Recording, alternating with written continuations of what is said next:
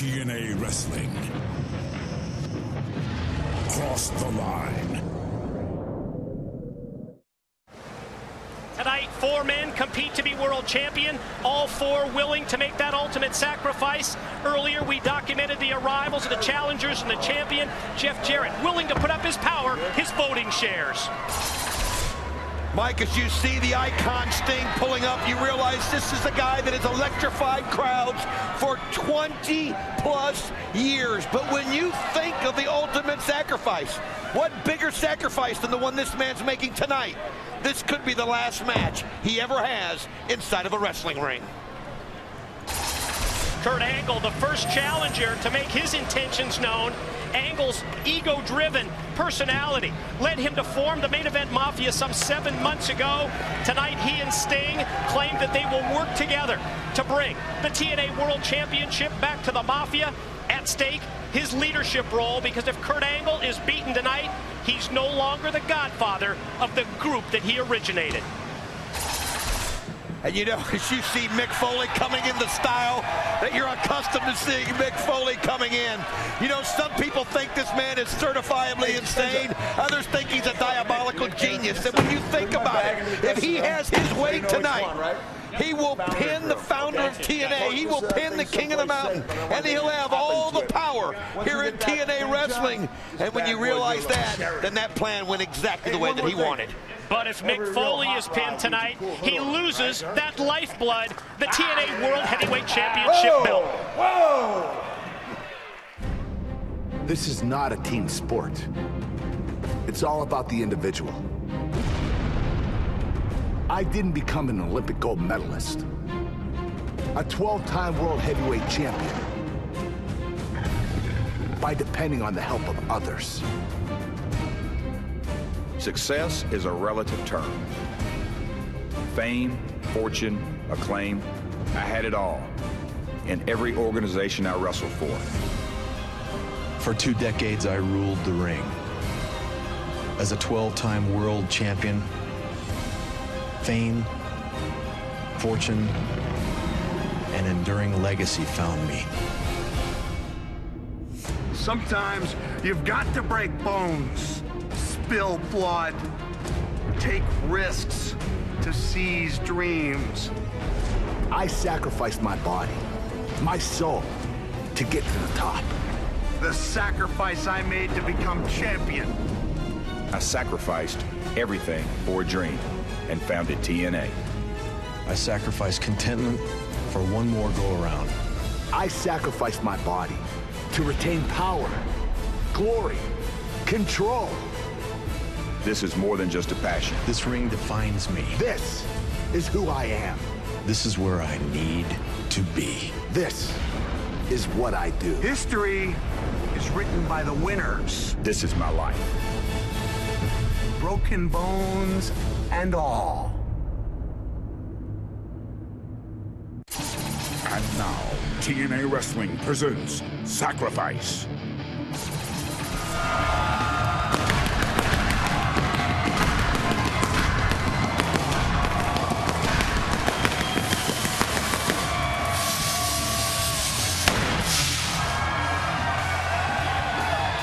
Tonight, live from Orlando, Florida, the future of TNA.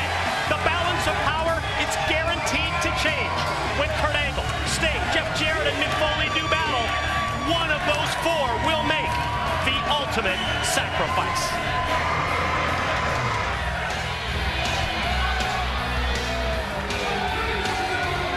Here's your opening contest live at TNA Sacrifice, a 6-man tag team contest scheduled for 1 fall. Introducing team number 1 first. From Detroit, Michigan, they are the New Japan Junior Tag Team Champions, Chris Sabin and Alex Shelley, the Motor City Machine Guns. We open Sacrifice live on pay-per-view with a special added attraction. 6-man tag team action featuring the stars of the X Division, New Japan's junior tag team title holders, Shelley and Sabin, Motor City Machine Guns, and right off the bat, I've got a question. The Guns joining forces with the Sheik. Well, I'll tell you what, these guys are the kind of guys that don't judge a book by its cover. They look at the big picture. I mean, they broaden their horizons. And when you think about Sheik Abdul-Bashir, yeah, you may not agree with the message that he gives, but he has the right to give it. And I'll tell you something, the Guns have picked up on that. Their tag team partner from Tehran, Iran. He is the Middle Eastern Nightmare, Sheik Abdul-Bashir.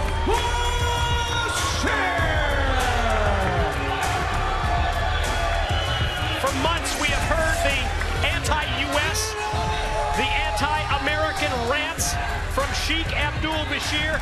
Yet it seems to me that just over the course of the past couple of weeks, Sheik is sort of taking matters into his own hands, and we've seen it behind the scenes, working to put together a group because he realizes and he knows that there is strength in numbers. So absolutely, Mike, and I'm going to correct you a little bit. It's not necessarily an anti-American rant, it's an anti-American opinion rant. And we know how America can stereotype people that they're maybe afraid of, and I think he's found that camaraderie in Kiyoshi and the No Limit, and you're even seeing the British invasion involved there too. Your opponents first from Nashville, Tennessee, Showtime, Eric Young. What's the one constant? What's the one thing that we've been hearing from Showtime Eric Young recently? Give me a chance. Give me an opportunity to prove myself. Well, every time they give him a chance, he gets beat. I mean, how many more chances are you going to give the guy? But you got to admire his spirit. He wants to be out there. He's not shy.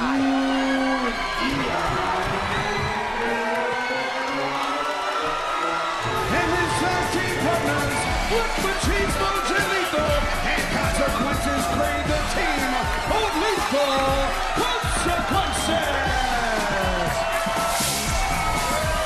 I know you're pretty tight with the Guns, and as of late with Lethal Consequences, because you and those four had sort of this common ground, this feeling that without question that Daniels was suicide.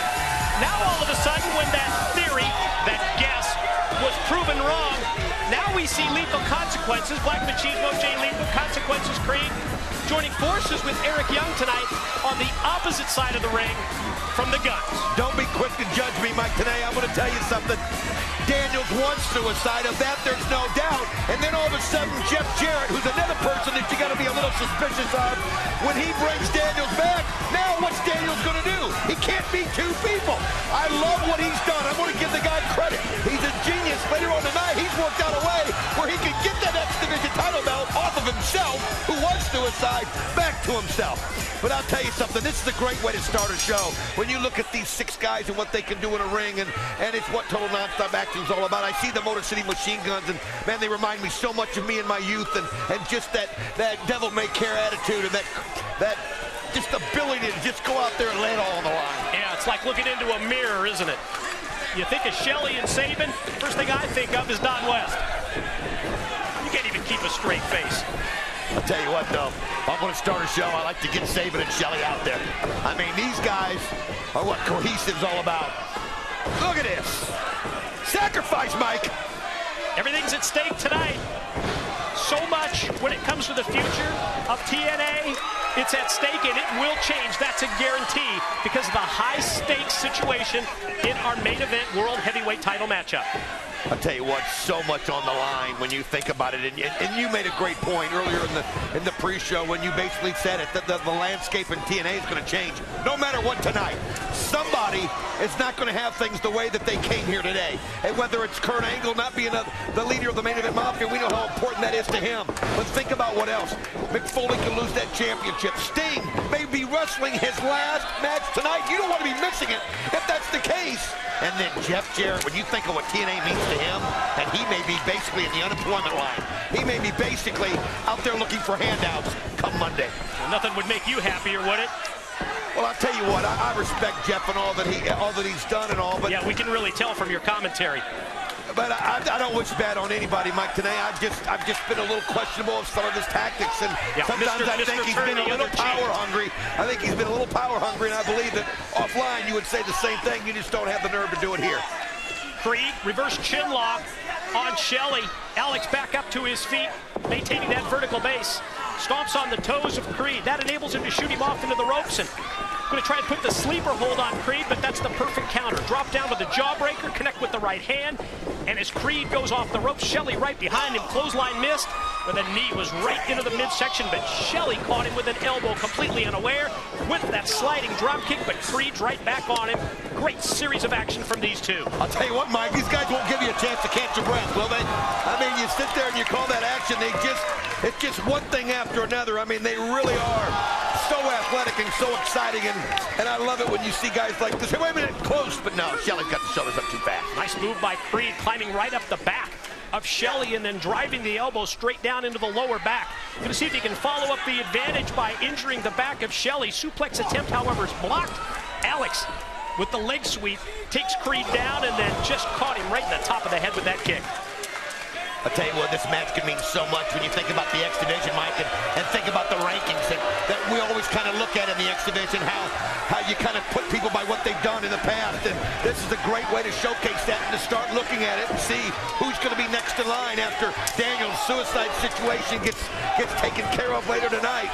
And you see Bashir going out there, and here's somebody that just had so much to prove. He's held that belt before, wants to hold it again, and I got to give the Guns credit for sitting there and allowing themselves to work with a guy like Bashir. That's when you're willing to learn off of anybody, that shows you that you're ready to advance.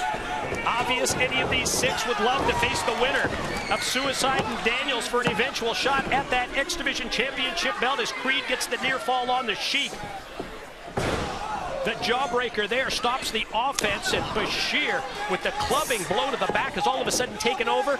All about ring positioning and tag team wrestling, and they've got Creed on their side, tag now into saving the Guns. Well, I'll tell you something, there's nothing like the Guns when they get the momentum. I mean, there is nothing like it.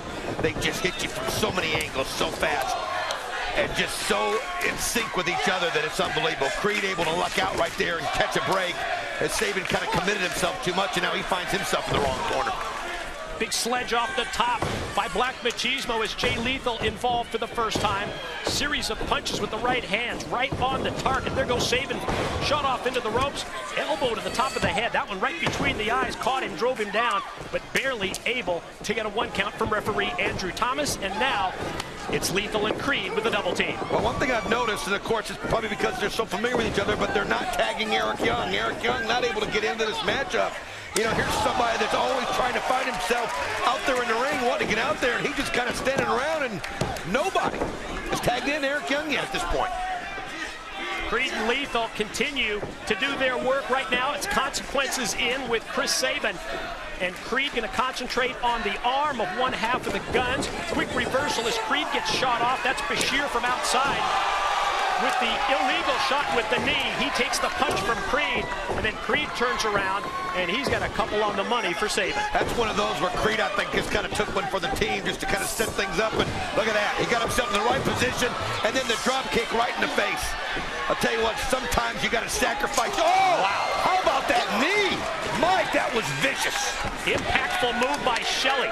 Came flying off the ring apron. His knee took Creed right into the steel guardrail. Creed rolled back in by the Sheik, and let's see if Sabin can put him away. Now you see these guys are just throwing the heat right there to consequences Creed, and these guys, I mean, once again, like I said, once they get that motor rolling, if they can keep it flowing, it's a thing of beauty. As right now you can see that Creed just in the wrong place, wrong time. The Sheik, Shelley joins Sabin. Now all three in the ring, and while the Guns hold Creed, Bashir takes over off the snapmare, the drop kick. Just caught him right in the back of the head, and Bashir, immediate pin attempt. But Creed still got something left in the tank, and I'm surprised. Well, he's overcame so much. I mean, think about it. He's always the guy that everybody's against from every moment he walks into a room, but he's found a way to work with these guys, which shows you that he can be a team player. It's not that he's not trying to be. All you got to do is just work with him, and that's what the Guns have done. Top wrist lock applied by Sabin. Creed going to try and feed off the crowd, and they are jam-packed into the impact zone tonight here in Orlando, Florida for Sacrifice. Creed back up to his feet, but before he can get the tag, Shelley comes across, takes down both Young and Lethal, but Creed going to try and fight out of the double team from the Guns. I'll tell you what, though, great move by Shelley, the ring awareness, just to be able to go over there, and there he goes again. Oh, comes right off the ropes this time, though he caught it. But here's Bashir. Bashir gets backed up into the corner by Creed, who ducks out of the way. Guns connect on their own partner a second time. A little bit of friction there between the Sheik and the Guns. Well, now Bashir's just let him know that he had the clean shot and he wanted it, and you can see the Guns realize the same thing. I mean, that's just the competition. What a shot, though. Nice kick by Creed as he tries to get to his side and get the tag in. Guns do anything to prevent that. They missed with the double clothesline. That opens the door for Lethal to connect first with the springboard dropkick, then with the running clothesline and a series of moves here. 3 clotheslines on Bashir. What's the deal with Eric Young? I mean, are they not tagging him for the reason? I mean, I know we've heard all kinds of rumors that he's ruffled a bunch of feathers here in TNA, but goodness gracious. How blatant can you be? The guy's fresh. He should be ready. They don't trust him, Mike. Hip toss takeover, in tight drop kick, Lethal on Bashir, and another near fall. There's been a series of these in this matchup with the Guns in the early going, and now with Black Machismo against Sheik Abdul-Bashir. And you're right, the longer this match continues without Eric Young involved, as the Guns from outside illegally on Machismo. Now EY's in there. You happy? Well, it's illegal. I mean, he just kind of put himself into the matchup. I mean, eventually, if you're going to go in there and come in blind, you're going to be able to take somebody out, and that's what he's done. Combination flip dive by Creed. Suicide dive by Young. Leads to Bashir being powered down, and the pin attempt by Lethal. No, not enough. Not enough. I'll tell you what, when you've gone through the hard times that a guy like Bashir's gone through, it's going to take a little bit more than that to put his shoulders to the mat, that's for sure. Bashir slow to recover. That enables Black Machismo to mount the top rope. But before he can come off, it's Alex Shelley in to cut him down and crotch him up on that top rope. Alex Shelley just showing us some unbelievable intestinal fortitude, just knowing. Oh! Great punch! Oh my God! He killed him there, Mike. Dropped straight down, directly on the top of his head, and as Shelley goes to the top, Lethal's partner Creed comes across. Creed gets his eyes raked, but that little bit of timing difference enables Machismo to get back up to his feet and rock Shelley with that punch in the corner. And Eric Young right back in the corner again. Tell you what, he's having a hard time getting in this matchup, isn't he? Alex Shelley doing whatever he's got to do. Biting, gnawing on the head of Jay Lethal. Creed what was this? Takes him off the top right into the Lethal combination. Backbreaker face plant. Fortunately for Shelley, he rolls out to the floor so he can't get pinned. Sheik being taken care of by all 3 men in the corner. Face jam off the top by Creed. Here's Lethal, here's the cover, here's 2, no. Guns in to break it up. What is this, Memphis rules? Everybody just jumps in, runs in, whatever they want. Over there on Lethal and Creed's side. He's making it up as they go. Sabin pulls Shelley to freedom and connects with the cutter on EY. Eric Young taken down, and now the Guns look like they're going to turn their attention to Jay Lethal. Well, this is it right here. You put him away right now. You've got him more up. You've got the numbers advantage. You've got the game. Look at this. Use the back of Sabin. Come in with that forearm. And then, And as Bashir goes to try the same move, he's cut off by Lethal. But now the Guns with the double team. Here's the suplex up from Sabin right under the shoulders of his partner, Shelley. Eric Young again, these mystery tags. It's amazing how many times he's tagged himself in, because I've not seen anybody else do it. But I'll give him credit. He's kind of turned the tide here. Lethal after the Creed DDT gets 2 only on the Sheik. I mean, come on. That's unreal. Most people, they're done right there, Mike, today. That's a 3 count every time. But Bashir, you got to have respect for that, man. Mine's gone up. Still something left in the tank, apparently, for Sheik Abdul-Bashir. Lethal consequences. Eric Young, they've done almost everything within their power to put him away, but they haven't been able to get that 3 count. Lethal leaves himself wide open, if you'll pardon the expression, with his back to Shelley. Oh, and then Shelley takes Creed and drives him into the corner, then takes Eric Young down. Well, the Guns figured, hey, if they're going to have Eric Young just tag himself in anytime he wants, we'll do the same thing. Oh, man, Jay Lethal's in major trouble. Here it goes, Shelley. Oh, right to the face. Baseball slide drop kick, and then the hesitation drop kick is the follow-up move by Sabin, his Guns partner. Turn this thing completely around. You see the scoop and the slam, and here goes Bashir. It's going to end it right here. Oh, frog splash. Off the top, Bashir connects. on Eric Young. Guns and Bashir all of a sudden have turned this baby in their favor, and now Sabin and Shelley have something in store for Black Machismo when it's a double team move. I'll tell you what, this has just been a great opener to start this thing off, but look at this double team. Man, these guys just do so much to win. Here it is. This is it. No, man. Bashir slides in. Looks like he was going to get the pin right that time after the Guns hit the power move on Lethal.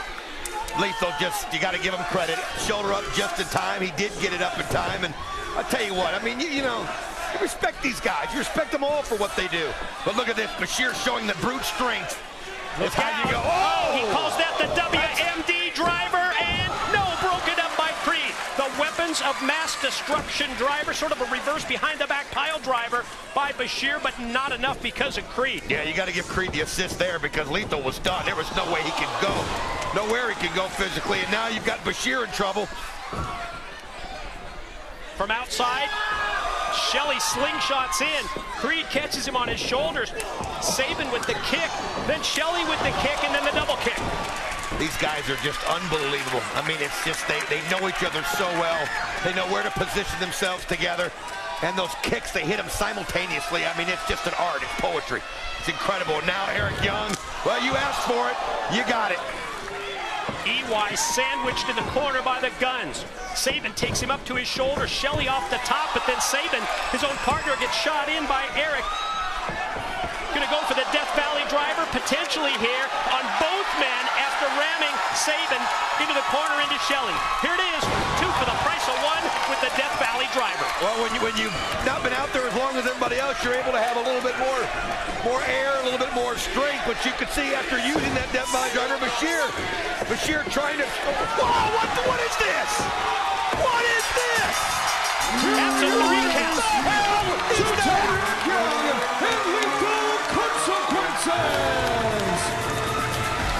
Little assist from referee Andrew Thomas, kicking the hands off the ropes, the follow through, and that's a pin. 1, 2, 3. Mike, today when you have a match that was that great and that incredible, for a referee to put his hands on an opponent like that, to get himself involved, is absolutely wrong. You've got to give a little leeway in a situation when you're starting a pay-per-view like that. That is reprehensible. There's no other word for it. Reprehensible what Andrew Thomas did. Bottom line, lethal consequences, and Eric Young, they joined forces to get the win, but yet judging by his body language, I gotta say the same thing.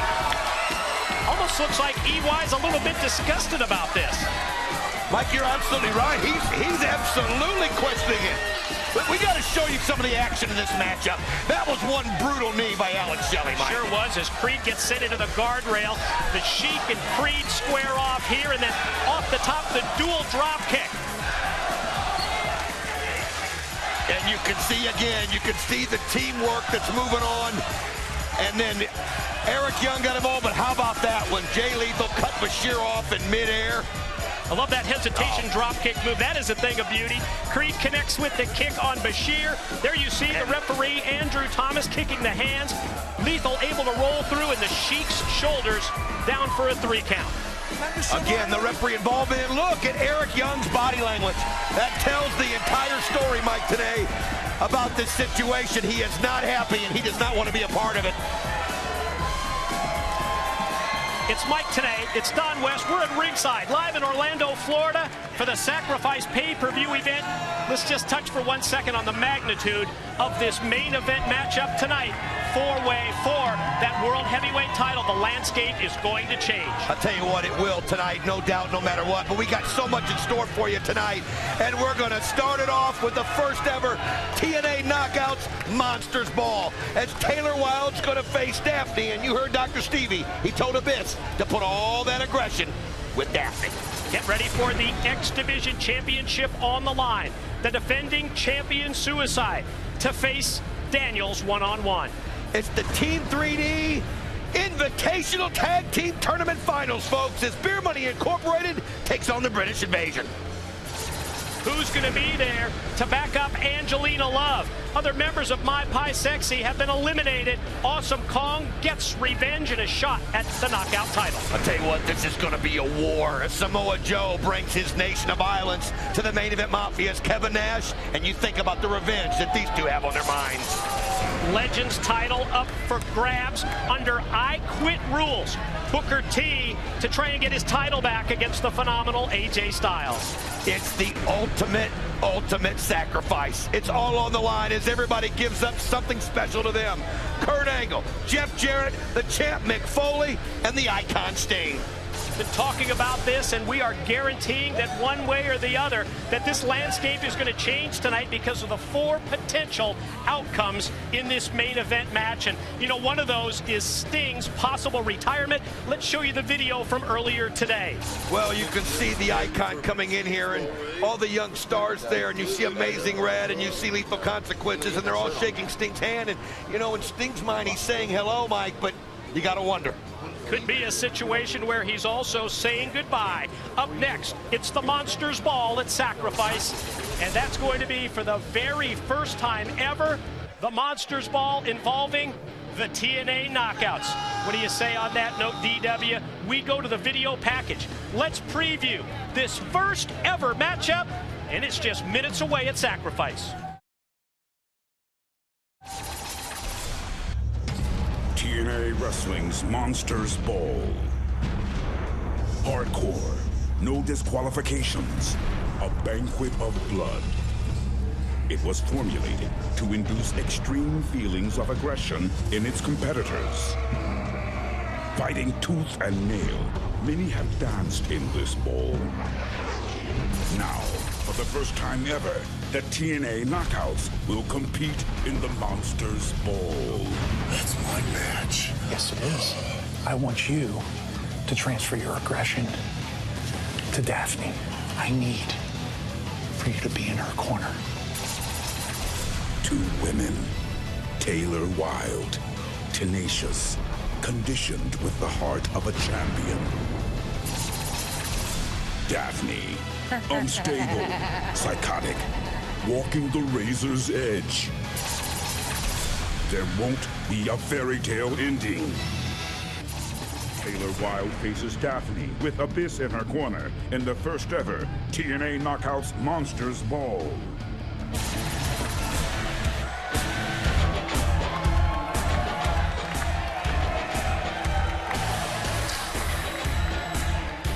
Ladies and gentlemen, this is a TNA Knockout Monsters Ball match. It is scheduled for 1 fall. In this match, there is no disqualification.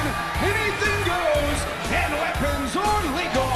Introducing first, accompanied to the ring by Dr. Stevie and the Monster Abyss from Sybil, Texas, Daphne. Are you buying any of this psychiatric gaga from Dr. Stevie, this so-called transfer of aggression from the Monster Abyss to Daphne, and this huge step forward in therapy? I tell you what, as someone who studied psychiatry as long as I have and been a part of it, I do buy it 100%. Now, I'll tell you something. He does a lot of things that I disagree with. He does the Jovian theory, and I know you don't know what that is, and a lot of people don't, but I will say this. I agree with the fact that you have to transfer that aggression. You have to see it in another person before you can deal with it yourself, Mike Tanay. Jovian? I'll tell you about it later. Her opponent from Toronto, Ontario, Canada, I think there were a lot of us when we heard about this history-making match tonight at Sacrifice, the first ever Knockouts Monsters Ball. A lot of us weren't really surprised to see Daphne involved, to see Abyss at ringside, Dr. Stevie as well, but you really think Taylor Wilde, the ex-Knockout champion, fits this kind of a match? I'll tell you one thing, though, about Taylor Wilde, and yeah, you look at her, and you see that pretty face, and you think, why would she want to be a part of this? Because you know Daphne, I mean, you could just take one look at her and know that she loves the violence. She wants to inflict the physical pain. But when you think about how Taylor Wilde came in and the whole Awesome Kong thing, she's able to take the punishment. There's no doubt about that. But the bottom line is this is a different kind of punishment. It's a psychological punishment. I mean, it's getting hit with everything but the kitchen sink, and in this case, it could be the kitchen sink. And I tell you what, it can change things, and it'll change you mentally for the rest of your life. Object of this match, pretty much the same as any other in wrestling, get that pin. But then when you take into account that it's no disqualification, that it's anything goes, and that the usage of weapons is encouraged, that's what separates it from a normal match, and then factor in the TNA knockouts. I'll tell you one thing there you can see there is Taylor, as she's dumping the weapons in and she's thinking she's setting them up for herself. All she's actually doing is giving Daphne the weapons to start the match with. You saw her take the detour side, use it to her advantage, and that's it. Like I said, it's a mindset. I mean, you just got to put yourself in a survival of the fittest mode, that no matter what you got to do, you are willing to do. No matter what kind of pain it's going to cause, you're willing to take it to win a match like this. Daphne in control ever since Taylor took that time to toss the weapons in. That's the door that was open, and Taylor is driven into the corner by Daphne. This is all an effort to weaken her so that she can set her up for the potential usage of some of these weapons like the hockey stick, the trash can lid, the trash can, the crutch, everything else that's out here. I'll tell you what I'm watching is I'm watching the body movement of the Monster Abyss as he's just looking on, and Dr. Stevie realizing what he's doing. I mean, Abyss needs to see this. Abyss needs to see what this aggression can do and what all these weapons can do to somebody. If he's going to get himself mentally right, you see Dr. Stevie there giving the perfect instructions to Daphne, leading her on, and I'll tell you what, I think it's the best therapy that Abyss has ever had. Daphne screams as she comes right at Taylor, catches her with a forearm in the corner. Taylor holds onto that top rope so that she's not able to be tossed across, and then gets both of those boots right up into the face of Daphne. Float over by Taylor Wilde and takes Daphne right by the head and throws her right into the trash can.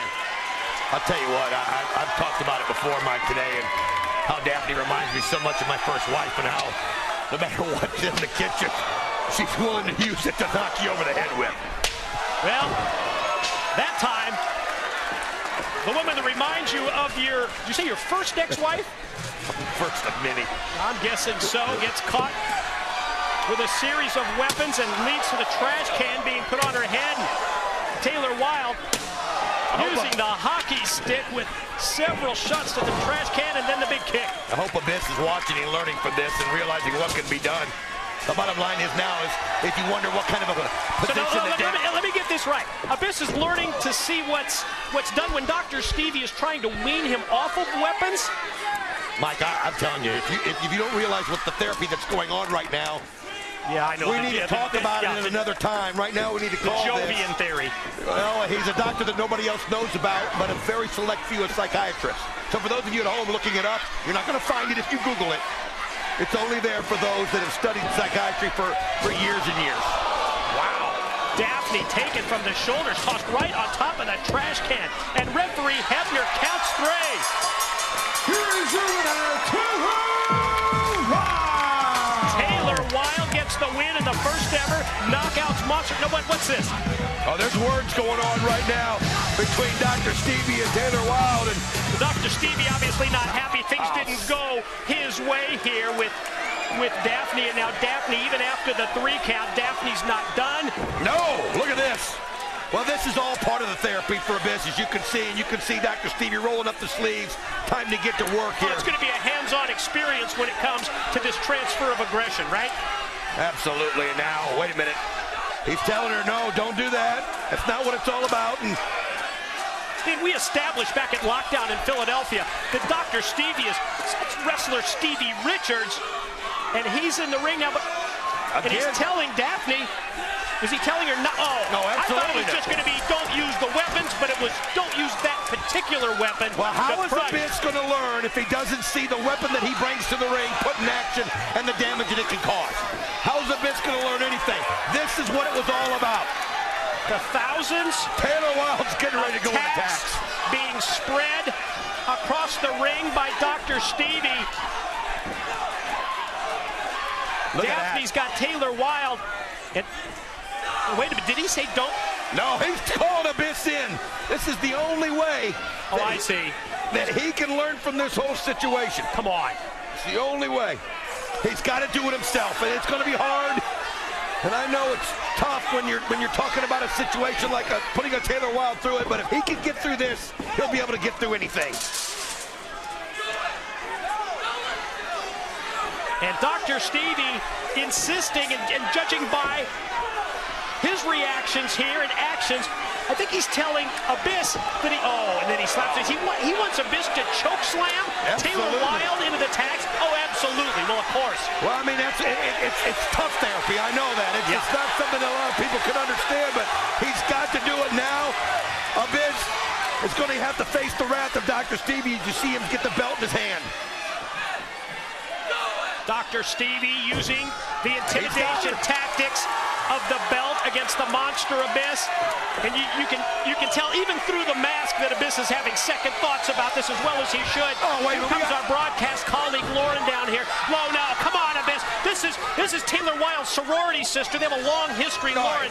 And also, keep in mind that Lauren, Abyss considers Lauren his girlfriend. Well, I'll tell you what, this is not a place for her right now. She's not helping them out. Oh, come on.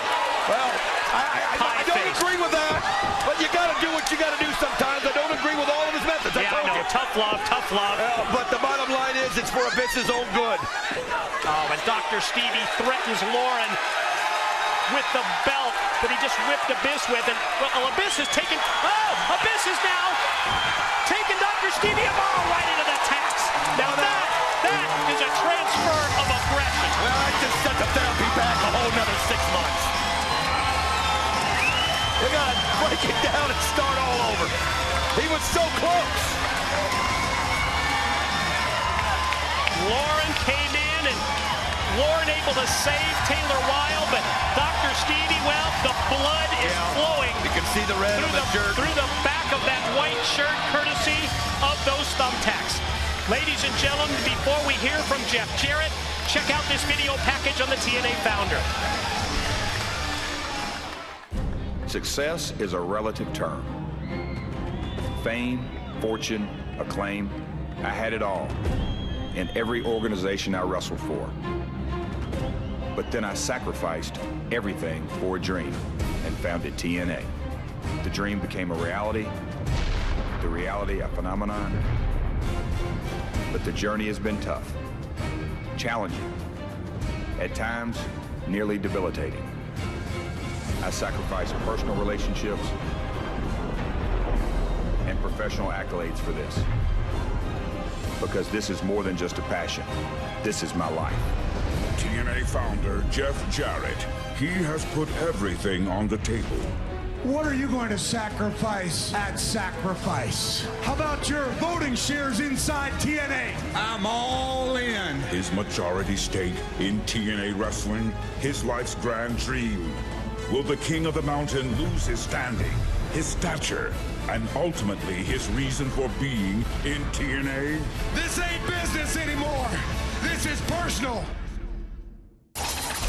Ladies and gentlemen, it's JP, Jeremy Borash here backstage, and I have some exclusive news just for the people tonight who joined us at Sacrifice. This coming Thursday on Impact, 3 big names will be appearing on this program you probably didn't expect. 2 former world heavyweight champions will be here on this program, and our newest addition to the TNA Knockouts. I will give you their names. You don't have to wait till Thursday. Right now, just for the pay-per-view audience, all you need to do is text TNA to 81676 on your mobile phone, absolutely free of charge, and I will tell you who will be there this Thursday, and I guarantee you it's a shocker. Ladies and gentlemen, TNA to 81676. It'll be very historic this Thursday.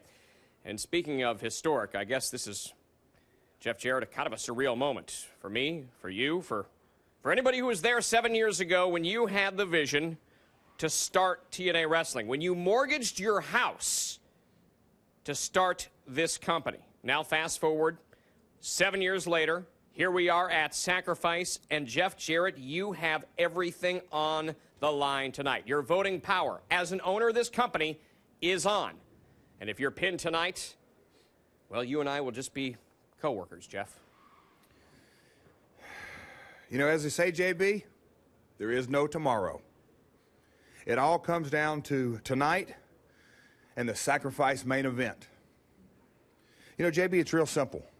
I can't make a single mistake. Because if I do, it could cost me everything I've worked for my entire life. You know, there's so much at stake, JB. And when I realized that as long as Mick Foley is the TNA champion, that this company, the company that I founded, is going to continue to take steps backwards. Well, JB, I can't afford that. You can't afford that. None of us can in this economy, in this world we live in. So tonight, there's only one option. And that's for me to make sure that the belt is taken away from Mick Foley.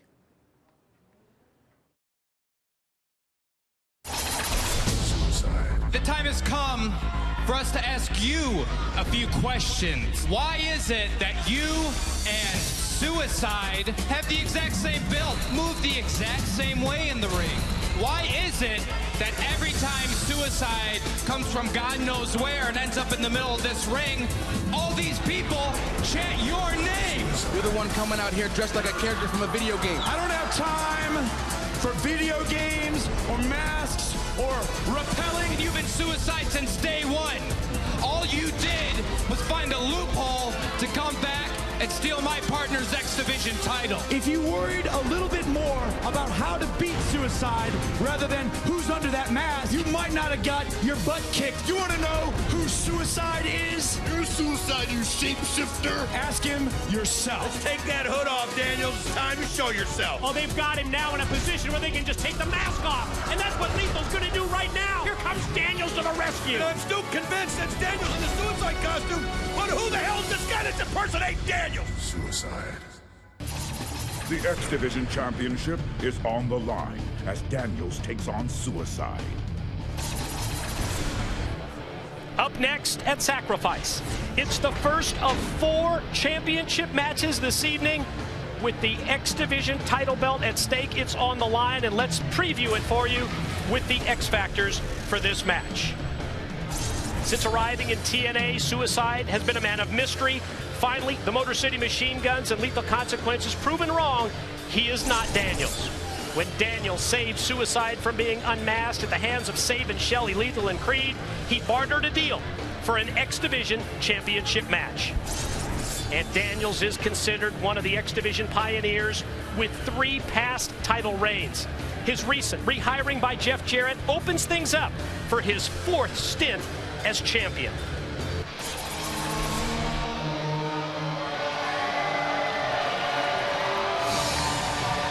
Ladies and gentlemen, TNA Sacrifice continues with this X Division Championship match. Scheduled for one fall, introducing first the challenger from the City of Angels, Daniels.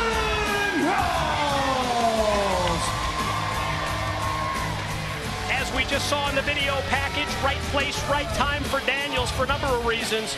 Save Suicide from being unmasked, then at the same time, he was able to make that deal. He said, you owe me one, and you owe me one means a title match.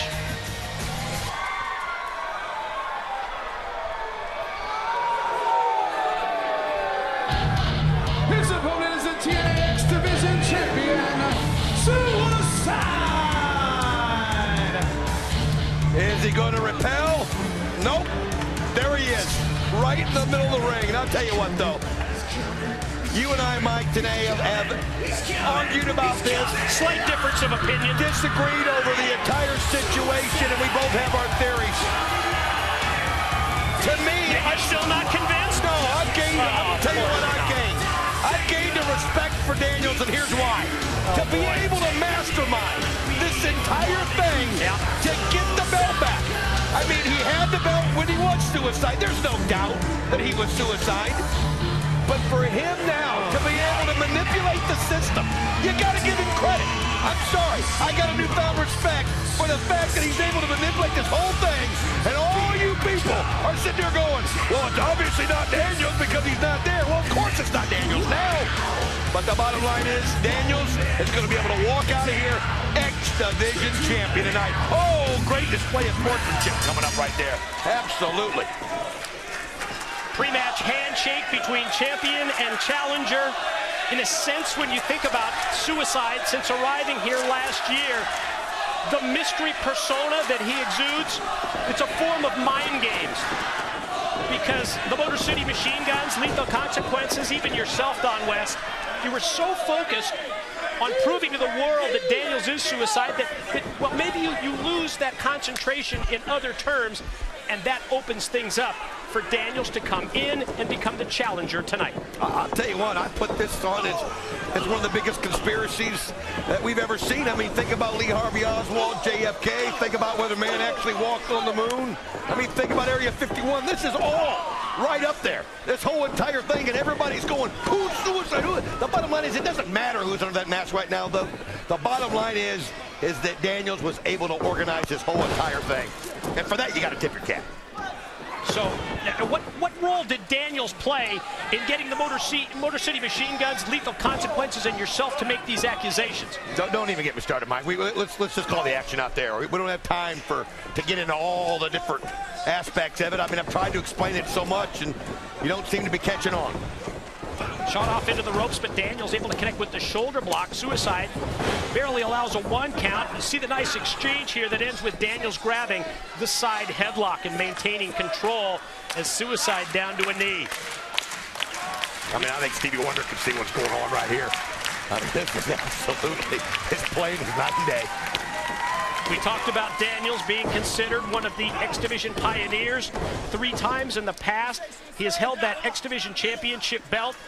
The situation came up where Jarrett thought that feast or firing, that enough time had lapsed, and he was rehired back here in TNA, and as he looks for his 4th run as X-Division champion, it would be his first in over 2 years, primarily because of the absence when he was away from TNA. You're just trying to get me going, aren't you, Professor? I mean, let's bring the Jeff Jarrett situation back. How convenient, when you've got a guy that we know is Daniels who's Suicide, how convenient is it that Jeff Jarrett just happens to bring Daniels back? Which, of course, now, what are they going to do? How are we going to get that situation resolved? Explain that. Now what we got to do is we got to somehow get the belt back to the guy who had it to begin with. You got to figure out a way to transfer it back. Explain that, Mike. Oh, I'm sure that Daniels has figured this out already. At least that's what you think in your mind as Daniels rolls out to the floor. Let's see if Suicide can follow up the edge that he has as he rolls through with the somersault right on top of Daniels on the floor. Well, I mean, you've got to make it convincing. There's no doubt about that. And if there's one person that knows how to do that, it's Daniels. And I got to tell you something. I got some questions about Curry Man, but that's for another day. Now where are you going? Would you get me a road map out here? Don't get me started. Curry Man. Suicide follows up the advantage that he has with a series of short punches. Jabs right to the head. As Daniels comes off the ropes. He's taken over the hip toss, and then Suicide able to connect with the leg drop, and then goes right for the cover and a 2 count from referee senior official Rudy Charles. I mean, you got to give credit. I mean, this guy, Suicide, is talented. There's no doubt about it, because he's got to be. I mean, if you're going to be out there and pose as Suicide, you've got to have the skills, the ability, and he's obviously got them. I mean, he's incredible, and that's the fun thing about this. That's what's made this so much fun. Even though we've argued and disagreed about it, you and I have been enthralled with this whole Daniel Suicide situation. I'd love to know who's in there right now. Suicide went for the hip toss a 2nd time. It was seen by Daniels, well scouted in advance, and he was able to counter with this abdominal stretch. Not sure if he's going to be able to get a submission here from Suicide or not, but in the process, look at what he's doing to wear Suicide down in terms of his lower back at this point, continuing to torque on the head and apply pressure to the back of the champion. Well, you can see Suicide there doing what he's got to do to get himself out of the hold and driving himself down right there on the face of Christopher Daniels. But again, they're able to do this so well. You wonder how hard was the force that Suicide brought it on. So you think that they're together at this point? They're working together in this match? Is that what you're telling me? Buddy, this couldn't be more choreographed in my mind. This is absolutely genius. This is I mean, like I said, To me, this is just, I look at it, I watch it, and I watch how it's going down, and I'm just like, wow, unbelievable. I mean, I wonder if he's going to get both checks for this match tonight. How does that work? Does the other guy got to split half of it with him? I think you've lost him. Daniels, nice kick, takes the champ down. That baby was right on the target. Now, taking a look at the face, looking into the eyes of Daniels, the challenger, you can sense that he's got that confidence level rising. Headbutt connects with one, then a second one, and only the ropes holding up Suicide at this point, and a third headbutt has him rocking, and the champ's down. Well, this is his opportunity right here. Well, that'd be a little too quick if we did it right then. Daniels back to the offense, picks up Suicide at the head, at the mask, and drives him down with a slam. And now Daniels goes split leg off the top, connects with the moonsault, right back on top for the cover in the 2 count.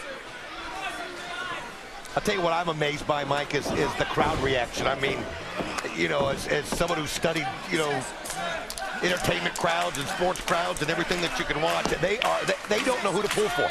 They're in a situation right now where they want to pull for Daniels because they're so glad to see him out there, but yet they want to pull for Suicide because they think that might be Daniels anyway. And it's a situation where they're intrigued, they're undecided, and they can't figure it out. I mean, there's part of that theory that I agree with. Not entirely, however, as Daniels connects with the clothesline and right back on top for the cover. No, 2 only. I think the people here are split in terms of who they really want to win this match. I think that's because of the respect that they have for both of these individuals, for Suicide and Daniels. Just try to be objective. Just try to look at this thing, and as somebody who's... That's what you're telling me? Absolutely. Try to be objective? I mean, think about it. You've seen as much, you've seen as much wrestling tape as anybody I know of in the world, and except for, of course, myself. But the bottom line is you got to look at this and just look at the whole story as it's unfolding. It's perfect. It's beautiful. Oh, beautiful. Nice comeback. Springing off that middle rope, Suicide caught Daniels unaware, follow up with first a clothesline, and then the sweep of the legs, and then drops that leg again, and the leg drop followed with the pin, the lateral cover, but no, 2 only. Got to give him credit. Suicide knows his role, buddy. He's convincing. He's as convincing as anybody I've seen.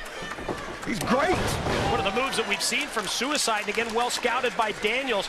Grabbed Daniels around the head. It was like he was going to send him off into the corner, into the turnbuckles, but Daniels able to stop that and then connect with the kick.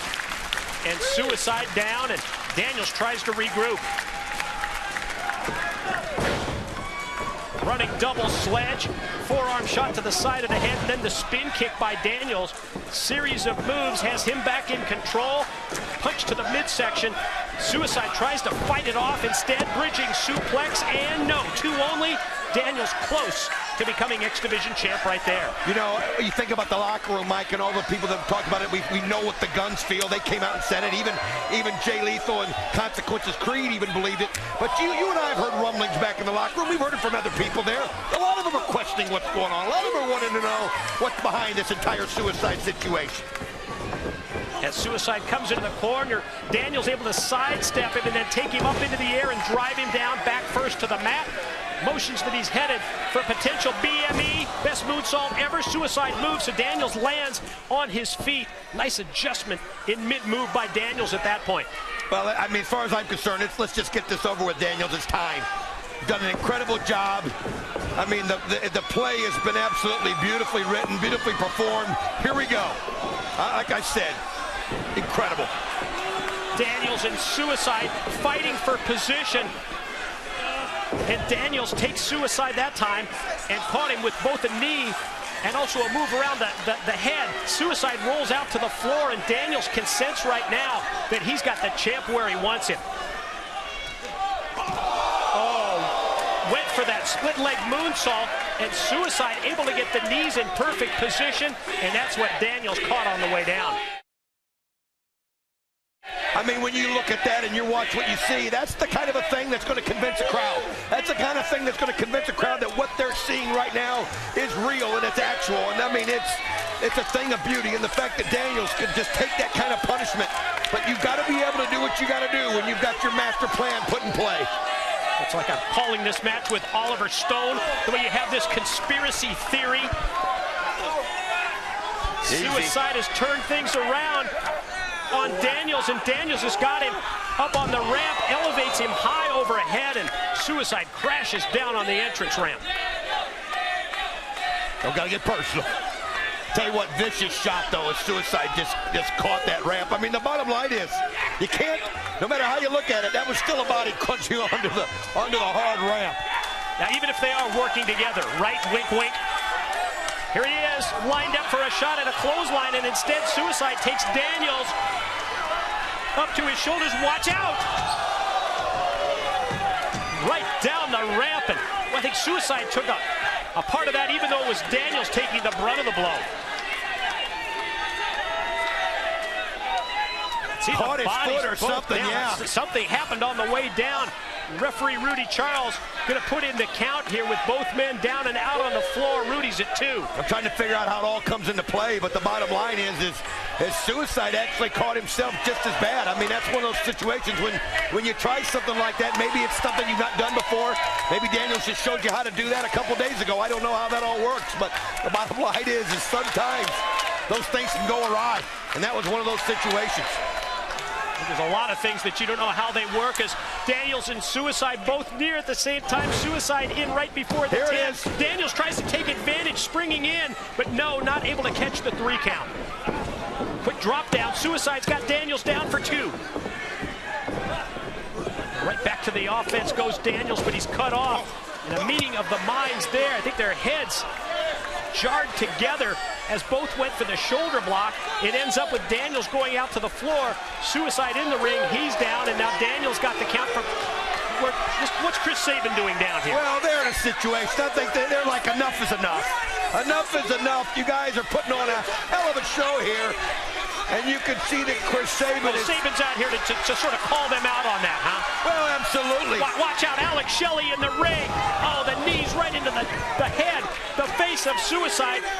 Sabin was out here for one thing, to distract the referee, Rudy Charles. That enabled Shelley to come in the ring and connect with the move on Suicide. Well, absolutely. The bottom line was they had to get this thing jump-started, and now look at this. Daniels taking full advantage of it. Through 2 in. 3 count, and Daniels is the champ. Here is your winner, and new TNA Division Champion. How about that? Daniels. Whoa, who called that one, Mike? We got us a new, quote-unquote, X-Division champion. You're speechless.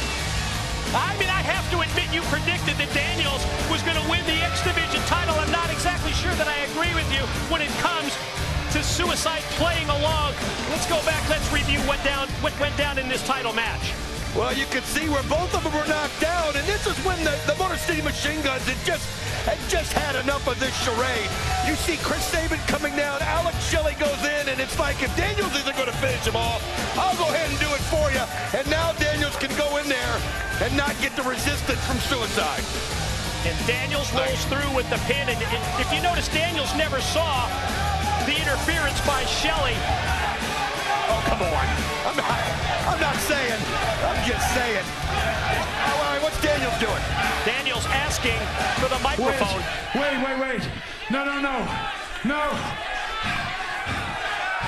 As bad as I want to be champion again, I don't want it like that.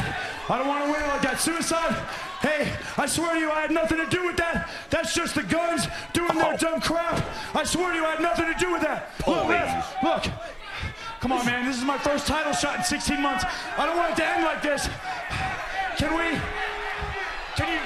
just give us 5 more minutes? Let us finish this the right way. He's asking for 5 minutes. Try and explain that as part of your conspiracy theory. Suicide, you want 5 more minutes? 5 more minutes, come on. You want 5 more minutes, Suicide? Daniels wants it, do you want it? They both want it. 5 minutes, start now. You have to appreciate the sportsmanship of Daniels. Let me tell you, this is going to be good. This is beautiful. The drama. Think about it. Now he knows that people can always say, oh, if it wasn't for the guns, you wouldn't have had this or that. He wants to make sure that all the T's are crossed, all the I's are dotted. And I mean, wow. I get more respect for Daniels every day. Unbelievable. Let's go 5 more minutes. Had his 4th stint as X Division champion. Instead, he turns down the title belt because he was watching the big screen and saw that replay package that showed the interference by the Guns. Here's a quick roll up, and Daniels going to go right in the first minute of this special 5-minute session here with Suicide. Going to try and put him away. Well, he realized that the entire crowd, the entire world at home also saw the replay package, and all of them can look at him and say, foul, fraud. He had to do this 5-minute thing. I mean, you got to give him credit. He's able to somehow take that situation and pull it right back to him. He gets the Oscar. Well, you really are starting to believe your own garbage, aren't you? I'm more Suicide. Watch Suicide now. Cover. No, he's not getting him. No way. Suicide and Daniels in a special 5-minute overtime session.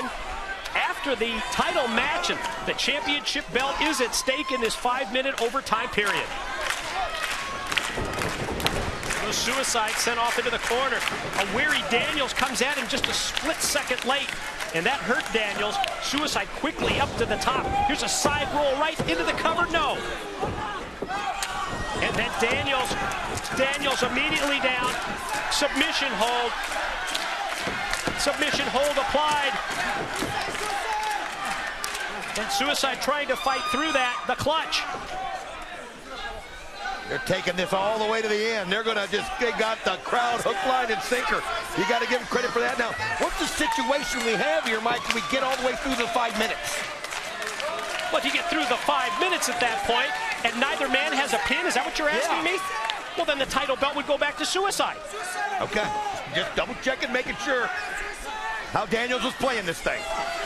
And that's the situation. Daniels wins the title, doesn't want to take it because of the Guns interference, and that's why, because of his sportsmanship, he offered this 5-minute bonus match. All right, I got it. Suicide driven down. Here goes Daniels. Here's 1, here's 2, no, shoulder rolled. Looking at about 2 minutes left here in this situation. To me, it's not a matter of how, it's a matter of how it's going to happen. Not who it's going to happen to, it's a matter of how it's going to happen. And obviously you're convinced that in this last couple of minutes of this 5-minute overtime that Daniels is going to become X Division champion again. And all we got to do is just, and you got to give both men credit because of the incredible effort that they performed out here. It's absolutely beautiful. Champ leapfrog over. Impactful drop kick sends Daniels right into the corner. Here's the pin, no, 2 only. Daniels able to get that shoulder up. Oh, he got it up plenty of times. Now, all of a sudden now, this match in this 5-minute overtime has turned in favor in terms of momentum back to the champ as Daniels tries to fight back, but Suicide getting the better of it. I'll tell you what, Suicide it's absolutely been impressive tonight, and just the way that he's hung in there, and the way that he's kept this thing going, the way that he's made it so believable. And I'll tell you what, if I'm Daniels, I'd requested him next time, like, hey, a little too close here.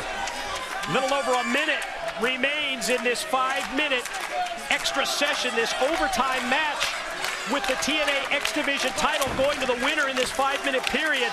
Daniels down, Suicide continues the offense, and there you see that countdown clock on your screen as we are under a minute. Oh, we're going to get down to that LeBron James last second shot time. I'm sure you got to have this roll through. Here's moment. 2, no. Daniels almost getting the 3 count that time, and you can see both champion and challenger are weary here in the extra session. Daniels stops Suicide and drives him down again. Motions that he's headed to the corner. Little BME action, I'm guessing best moonsault ever. That's how we do it. Up. Oh, yes. Suicide able to catch him as he came off with the best moonsault ever, and Suicide, no! Of course he doesn't get him. But that was so close. Well, something's got to happen here for Daniels in the last 15 seconds. If your conspiracy theory is to prove true, countdown clock shows that we're under 10 seconds. Here comes Suicide in the corner. They're trying to put him away. There's the knees. Here's the pin. Here's 1, 2. Oh, right at the bell. Ladies and gentlemen, the 5-minute overtime has expired. Suicide remains the TNA X Division champion. All right, Don, that's your chance. That's your cue.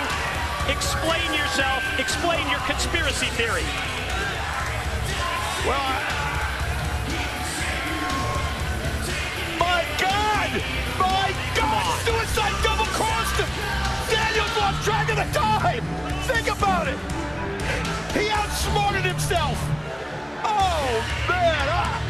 I'm going to do some investigation through this whole thing, but I'm telling you, look at Daniel's face. There's either a double crossman involved here, or Daniel's completely gone track of the time. Oh, man, now what can he do? He's blown it. You get an answer for everything, don't you? Daniels presenting the championship belt back to Suicide with a handshake, and it's because of Daniel's sportsmanship that that championship belt goes back home to the defending title holder. I got nothing. That's what I thought. I knew you had nothing. And check out the leader, the godfather of the main event mafia, working out with his security troops backstage. He's putting that leadership role at stake tonight here at Sacrifice in the title match. And up next at tonight's pay-per-view, the TNA Knockout Championship. It's at stake. It's on the line. Here's the video package. Through your wrongdoings, you have awakened the beast. Angry and vengeful, she is stalking your every move. Hungry for your blood. She has destroyed your allies with you in mind, wanting to rip you limb from limb. The title you took from her is no longer what she seeks. What she wants now is to see you smashed and mangled on the mat. Angelina Love, you have upset the balance of nature. Now you must step inside the six-sided ring with the untamed, awesome Kong. You will only survive on your ability because there is nowhere to run and nowhere to hide. Stay on your guard and fight like you have never fought before because you have incurred the wrath of Awesome Kong. Awesome Kong challenges Angelina Love for the TNA Women's Knockout Championship. Yes, the opportunity for revenge as well as the opportunity to regain her title is up next for Awesome Kong as she squares off against Angelina Love with the knockout title at stake. And let's go to the knockouts tail of the tape to preview this matchup. The beautiful people's transformation of the knockout division culminated in the haircutting of Awesome Kong. Awesome Kong proceeded to eliminate Madison Rayne, Velvet Sky, and Cute Kip in stretcher matches, leaving Angelina Love without backup. And tonight at Sacrifice, it's the final step in Kong's plan of revenge. Not only does she finally get her hands on Angelina, she also has that chance to once again become knockout champion, a title belt that she has dominated since its inception.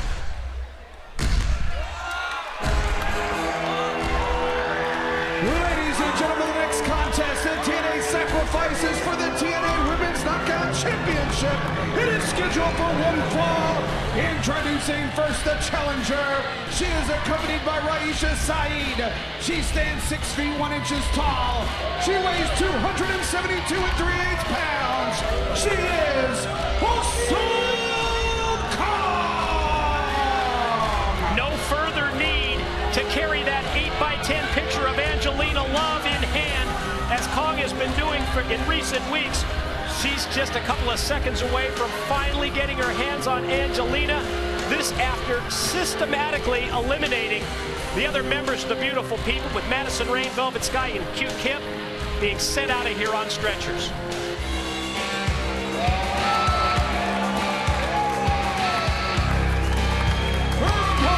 Representing the beautiful people, she is the defending TNA Women's Knockout Champion, Angelina Love. Well, Mike, today, this match is not going to be one on brawn. It's going to be one on brains. It's going to be a matter of outlasting the wrath of Kong. I mean, let's face it. Physically, when you look at him, it's a mismatch, obviously. But the bottom line is Angelina got that belt because she understands it's being in the right place at the right time. And yeah, she looks a little intimidated. A little? But in my mind, you want Kong to think you're intimidated. You want Kong to have that extra confidence. You want Kong to think she's going to come right in there, bam, bam, bam, and it's going to be all over. I think it's great strategy. Play the mind game. Angelina knows she's going to take punishment. Angelina knows she's going to get hurt. But she also knows she's got the stamina and the brains to outlast Kong and keep that knockout championship. Oh, you really have all the answers, don't you? You're saying that this look of fear on the face of the knockout champion, Angelina Love, is in essence mind games to try and get Kong away from that total tunnel vision when it comes to gaining revenge and regaining the knockout championship. I'm sure she's apprehensive. I mean, you've got to be apprehensive. It's awesome Kong, for goodness sakes. But the bottom line is, wow, you can see, though, that she just wants Kong to come out and burn herself out early. Cover up. That's what you got to do. You got to cover up. Just take the blows. Rights and lefts in the corner from Kong on Angelina. She goes to back up that near 300 pounds into the corner. Angelina, very fortunately for her, able to roll out of the way of Kong's path of wrath. Absolutely. You let them burn themselves out. It reminds me of Zaire. Remember when George Foreman was such a beast? Ali had no chance. They said he was going to get killed. He was going to get killed. The bottom line was, when it was all said and done, Foreman had nothing left. So this is what you would call apprehensive? Tried to run for her life, went over the guardrail, and Kong brings her back in. That's smart. And the double chop on the sides of the head of Angelina Love. Mike, if Awesome Kong was chasing after you, wouldn't you jump over a guardrail? I mean, the bottom line is you got to wear her out. You just gave me 10 minutes on how she was just trying to get Kong right into her web, right into her trap, and now all of a sudden you're saying that that's all part of the plan, and why wouldn't I run too?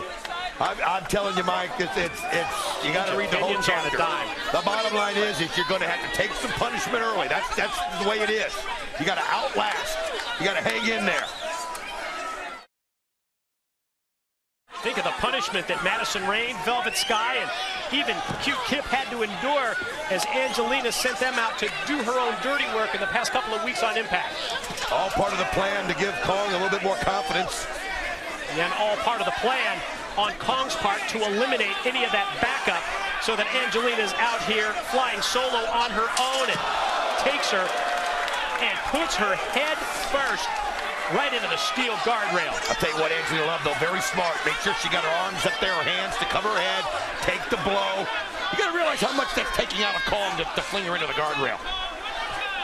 Angelina once again tossed in, back first into the steels, totally unprotected. Anytime now, Angelina. And the champion just goes down in a heap. Kong right on her like a full court press. Kicks her in the back. And yeah, anytime, Angelina, you might want to kick that offense into gear. Last time, come on, get her back. I mean, she will, but I'm with you. I mean, you can turn it around her. I mean, there's only so much anyone's going to be able to take. Let's go, come on. Knife edge chop to the chest. Just to hear that echo reverberate. Oh, look at that spinning back fist. And I've got to give you at least some bit of credit there. That was Angelina setting up Kong so that the back fist went right into the steel post, and then she shoves her twice, repeatedly back into the steel, and then a third time as well, and that time Kong went in head first. I tell you what, she took all that punishment to get her set up. You saw how she put herself right in front of that post. I mean, there she did. Now she's calling for a count out. She wants Slick Johnson to count. That's a smart move. Get it over right here. She wants a cheap win by count out. Take a win anyway, you so get that one. she can retain her title, but she didn't do enough damage to Kong. Here comes the challenger back in, but left herself wide open for that kick. Man, we call that the Botox injection. What do you mean we call that the Botox injection? We sit together at night and work on moves and figure out what we're going to call them, but great move on her part. As you can see, Kong down, vulnerable, great spotted, another great shot. Angelina Love poured it on. I mean, look at this. The tide has turned, the momentum has turned. Got to agree with you there as Kong tries to get things rolling here, and Kong slowly makes her way back up, and now back up to her feet, and even though Angelina's driving in those boots, you can see that maybe she's having second thoughts about everything at this point. All right, this wasn't part of the plan here. How about this? Actually, the ring post was pretty much supposed to end it. Pretty much the beginning and the end of the plan. And that's pretty obvious here as Angelina rolls out and says, that's enough. Oh, she's going to take a count-out loss here? Backing up the ramp right into Raisha Saeed. Oh, gee, this is not right. Why does Raisha Saeed get to help Kong? This 2-on-1 garbage is baloney. What a shot from Kong, coming like a 300-pound freight train. And Angelina turns around and just gets decked the back of her head right down on the entrance ramp. And Who now hired this official? Kong takes Angelina by the blonde hair, tosses her in, and now this is the chance for Kong to finish her off.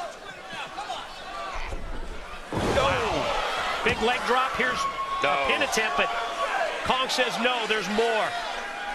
Tell you what, sometimes you gotta live to fight another day. If I had a white towel, I'd throw it in. Okay, don't even allow this, Slick. Here we go. Awesome Kong, middle row. Went for the splash, and Angelina miraculously able to avoid that contact. Beautiful setup here. Angelina Love, you know what? Always got a plan. Look at that. Look at that little grin on her face. What does she have in her hand? Oh, she's got that spray. That what you got to do, what you got to do. Number one, it's to help the hygiene. That's what it's for. And Raisha rolls up on the apron. Oh, come on! In a tug-of-war with whatever Angelina has. Oh, my. Raisha gets knocked down to the concrete, courtesy of Kong, and then Kong gets sprayed right in the eyes. She just got blinded. She just got blinded. She's retained it. Ladies and gentlemen, your winner and still TNA Women's Knockout Champion, Angelina Love. I told you, Mike, today, it's all about what's between the ears, and Angelina Love not only has beautiful ears, but she's got beautiful brains. Unbelievable. I mean, that was unreal. Took all that punishment and had the plan in the end. Able to take that spray and blind Awesome Kong and get one of the luckiest wins I think I've ever seen. All right. Looks like Kong. Get out of there. Looks like Kong is clear their vision. Okay, After come the on. chops.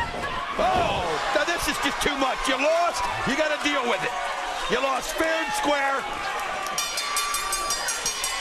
Kong's not done. Kong may not get the title back tonight, but not those implants. No. Implant buster by Awesome Kong. That's a fine. Huge fine. You don't do that to the champion. You lost. You take it. I don't think Kong's done yet. Not judging by that look in her face. Come on. Angelina trying to crawl. I'm appalled with this bloodthirsty crowd screaming for more. You ready for another implant buster? No. First the right, then the left. No. Security, somebody in this. Sore loser.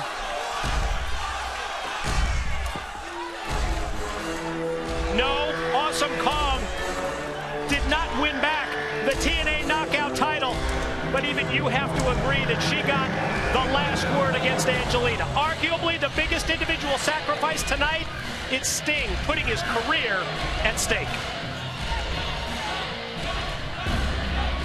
For 2 decades, I ruled the ring.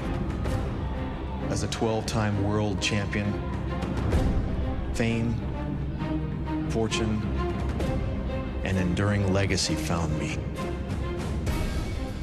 I had it all. 3 years ago, I walked away. There was nothing more that I had to gain. Nothing left to prove. But I couldn't stay away. I sacrificed contentment for one more go-around. It wasn't the glory, not the fame, nor the echoes of the crowd that kept calling. It was the voice of my soul. This ring defines me. This is where I need to be. The icon Sting. If anybody pins me at Sacrifice, it'll be the last time that you ever see Sting wrestle. His illustrious career hangs in the balance. Over 20 years of greatness for another shot at the title. Will this be the last match of Sting's illustrious career? Ladies and gentlemen, I am here with the icon Sting, one of the 4 participants in tonight's main event here at Sacrifice, where everybody is putting something up. Somebody will be making the ultimate sacrifice. Kurt Angle putting up his role as the leader of the main event mafia. Jeff Jarrett putting up his voting power as an owner in this company. Mick Foley putting up the World Heavyweight Championship. But Sting, I dare say, you have the most to lose tonight. You have offered up your career. The final chapter in the amazing career of the Book of Sting may be written tonight. And Sting, certainly May 24th, 2009 could be a historic night for many reasons. But I know tonight, with your career on the line, that has to be weighing on you deeply.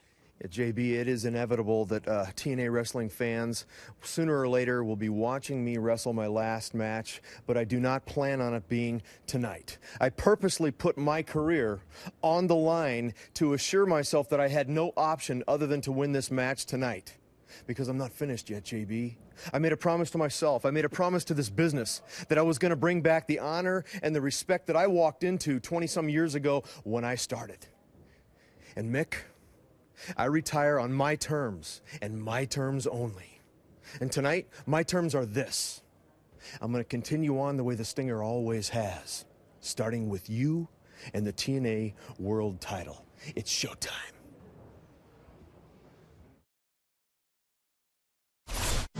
Beginning, I was raw, I was untapped. They said I was the future of professional wrestling. I lived up to that hype. I cut a swath of destruction through this company that's never been seen since. And something went wrong. Things began to change. Was it politics? Was it the great veterans holding me down? Was it Joe? Was it something inside of me that made me stop when all I've ever done since I've been here is push full? Fact of the matter is, it was something with me that got me to this point. It was fear. Fear of what I'm capable of doing. Anytime a man comes to this point in his life, he can sit down, he can be good, he can live a comfortable existence in a life of mediocrity, or he can take what he wants. He can shake things up and do things the way they were meant to be done. So I said to myself, Joe, no more fear, no more wondering, no more doubt. This world runs on one thing: violence.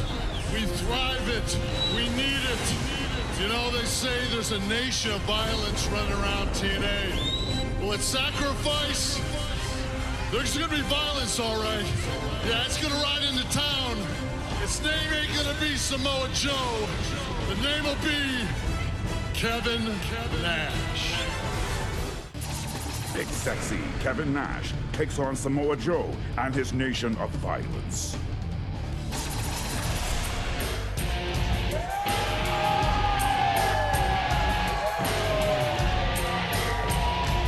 Ladies and gentlemen, TNA Sacrifice continues with this one-fall contest. Introducing first, representing the main event mafia, from Detroit, Michigan, Big Sexy Kevin Nash! You don't get a nickname like Big Sexy without being confident, without being cocky.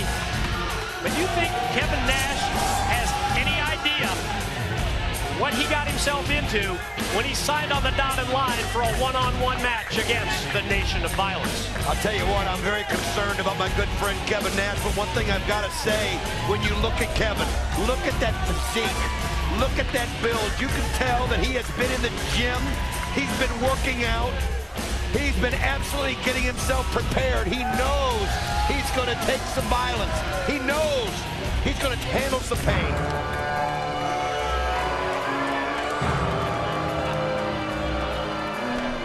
His opponent from the Nation of Violence, the Samoan submission machine, Samoa Joe! Since suffering that injury at the hands of the main event mafia that sidelined him for well over a month, Samoa Joe has come back a completely different man, a completely different individual. You seem to have all the answers as we see Joe come down with that black towel covering his head. We have seen him in the past month or two having some kind of communication with a mystery advisor. Well, somebody's giving him some advice and telling him how he needs to go about this, because Joe, I think, is so emotional and he's so wrapped up in this anger and this violence that someone's got to give him some direction. And the bottom line is this: whoever it is, whoever's telling him what to do, he's been unstoppable ever since. And you got to admit, and don't get me wrong, I'm impressed with Samoa Joe. I've become a fan of Samoa Joe just because he's just so intriguing when he comes out here and destroys everybody. But the bottom line is somebody has got some kind of control over him, and they've got a master plan. I'm going to agree with you, unstoppable, but when you compare the career of Samoa Joe and you look back just a couple of years ago, he was unstoppable when he first came in to TNA, but now he's unstoppable in a totally different manner and a much more violent manner than before. Yeah, I think he was somebody that lost his edge, and he had to find it, and by finding it, he had to take it to a whole nother level. The old Samoa Joe was never going to be the same. Now, you got to be impressed here with Big Sexy, that experience. The thing that Joe's always done is he's always taken you from the beginning. Here lately, he's come out from the onslaught. Look how Kevin Nash has neutralized the Nation of Violence this early on. And I mentioned it. I mean, you and I were even talking about earlier when we saw Kevin walking through today, how great a shape this guy's in and how serious he's taking this matchup. And it was imperative for him, if he was going to survive against Samoa Joe, to come out with some kind of a game plan, and that strategy is pretty obvious here as he tries to take Joe up in that jackknife, and then Joe rolls through, and Joe applies the ankle lock. I'll tell you what, this is where Joe shows you how good he is, how incredible in that ring he is. He's not just about coming out there throwing the kicks and the punches and knocking you down. He's a Samoan submission machine. He'll grab any part of your body, twist it the direction he wants to twist it, and he'll make you tap out. Joe got that leg scissored, and Nash doesn't hurt to be 7 feet tall either when you're reaching for those ring ropes, and that's a bonus. That's an advantage for Nash in this match as he gets the rope break, and Joe right back on him again. The opening minute flurry of Kevin Nash has been turned right around, and we talked about the main event Mafia putting Joe on the disabled list. It's almost like they pushed him over the ledge, because from that point forward, he has been this unstoppable individual, the Nation of Violence, the Nation of One, and he unleashes the offense in the corner, and that sends Nash out to the floor. Well, you think about the baseball bat to the back, you think about the hand in the chair, and I mean, we didn't see Joe for months. I mean, they took him completely out of commission. And it was a situation that the main event Mafia had to do what they had to do at that time. I mean, that was a decision that they made collectively, and they did it. This is just one of those times where sometimes you reap what you sow. And like I said, I'm so conflicted in this matchup, but it's one of those things where Kevin Nash knew that this day was going to come, and he never shied from it, never ran from it. You got to give him credit for that. He's come out with a game plan, and he's going to take whatever Joe's got, and you never know, he may have more for him here at the end, and that's what you got to do. Then think back to the long-term history between these two, not just that situation between the main event Mafia and Samoa Joe when they injured him, but think back to that long time period when Kevin Nash was a teacher. He was a mentor to Samoa Joe. Well, he was. I mean, it was one of those things that started with an insult where Samoa Joe just insulted the best friend of Kevin Nash, and then Kevin Nash was willing to forgive, able to forgive. He taught him, he trained him, but he had to train Joe the ultimate lesson, and that is, don't trust anybody in this business. Oh, man, you can just feel the vibration. With the steel chair by Nash, Joe avoids it. Now, Joe takes the steel chair to a wicked blow, and Nash really caught that one flush on the back and on the side of the arm, and there goes Nash head first right into the steel steps. Well, I'll tell you what, that's one of those situations there where if you miss, he was right by that ring post, and the vibration, the pain that chair can cause in your hands, it makes them go numb, and you lose the feeling. Joe able to grab that chair right back, hit it, and then take the head and slam it down in the steel steps, and it was real close to the corner there of the steps when he hit him. What an intimidating look by Samoa Joe towards the referee, Andrew Thomas. And Nash, as you can see, Kevin Nash, his forehead has been busted wide open. The repeated punches by Joe, one shot after the other to the top of the head, and Nash is dazed. Did you see his eyes? They just rolled in the back of his head. And Samoa Joe, you could just see where his pressure point is now. It's that blood on the forehead. You saw the flat fist, and you saw the elbows coming down. I mean, he can smell the blood now, and this is bad for Nash. You got to wonder what he's got left in his situation, but one thing he does have is 20-something years of experience, and he showed it right there. He sure did. Perfect timing by Nash, because as Joe rolled in, he left his eyes, left his face exposed. Nash poked him in the eyes, and now trying to clear his vision. He's on the receiving end, a couple of shots in the corner. Sent across, clothesline missed, and Joe caught Nash with a big kick, lethal kick to the back of the head. And now he's going to try and go for the coquina clutch, but it's so difficult to use that rear naked choke because of the height of Kevin Nash. It's almost as if it takes away one of those weapons from Samoa Joe. He's going to have to take Nash, beat him down to the point where he's closer down on the mat so that he can apply that rear naked choke with leverage. You got it. That's actually a great observation of how that was so hard for Joe to get it wrapped around and pull him down. But you think about it, Kevin Nash has been in so many wars and so many years, and he knows how to turn it around. He knows you're going to have to take the punishment. And even though something might stun you, even though something might knock you out momentarily, when you come to, you got to go through. But there was a situation where he just doesn't have the speed. He can't rely on youth to bring in that speed, and Joe able to come back and go right after that head where you see the blood streaming down. Oh, how about Nash? Impressive. You can see Joe even, I think. A reflex move that time by Kevin Nash at the point where Samoa Joe thought that he had him, the blood flowing from his head. He caught him with that big kick off the middle ropes, and I think Joe's surprised as well that there's still fight left in Nash, even though the blood is now flowing down from the forehead, and it's flowing down near the eyes of Nash, and potentially here could be a problem in terms of Nash's vision. Yeah, he's brought him down to the right sides, too. I mean, that look that Joe had when he was nodding his head, it was almost like, okay, if that's the way it's going to be, that's the way it's going to be, and maybe there was a little respect there. Again, Nash using those long arms and that body length to get to the ropes. And I tell you what, good move there because Andrew Thomas wasn't breaking the hold, and that was a situation where Nash had to get loose because he had his hands on the ropes, and he had to use that low blow, but look at the head of Nash. He's losing a lot of blood. It's also the experience factor of Nash, again, to use a cheap move like that, but in essence, to turn it in his favor. Side slam on Joe. Here we go. 2 and no. Well, that cut looks vicious on his head. You can see, though, Nash not letting it bother him. He just wipes the blood out of his eyes, wipes it out of the hair, and moves it away from him. Turns around, and look at this. Look at that look of determination. It's just a totally different situation between both Nash and Joe when it comes to backup. Nash has got all of his allies in the main event Mafia. Samoa Joe, no associates at all, especially after that blow-up with AJ Styles on Impact this week. Oh, he's an island. There's no doubt about it. He's his own man. He doesn't take no help from anybody. He doesn't want no help from anybody other than the advisor that he has. Senton backsplash by Joe, but still not able to put Nash away. You can see the nod again. It's almost like a respect move as you see the blood, though, really getting into the eyes. You saw Joe make the motion, the throat slash, and then... This is the perfect position for this rear naked choke. The coquina clutch here. Nash reaching out for the ropes again, and as he does, Joe's going to try and pull him back out towards the middle of the ring. Exactly what he did, and he also applies the body scissors at the same time. Not exactly sure that he has that rear naked choke, since he does have it.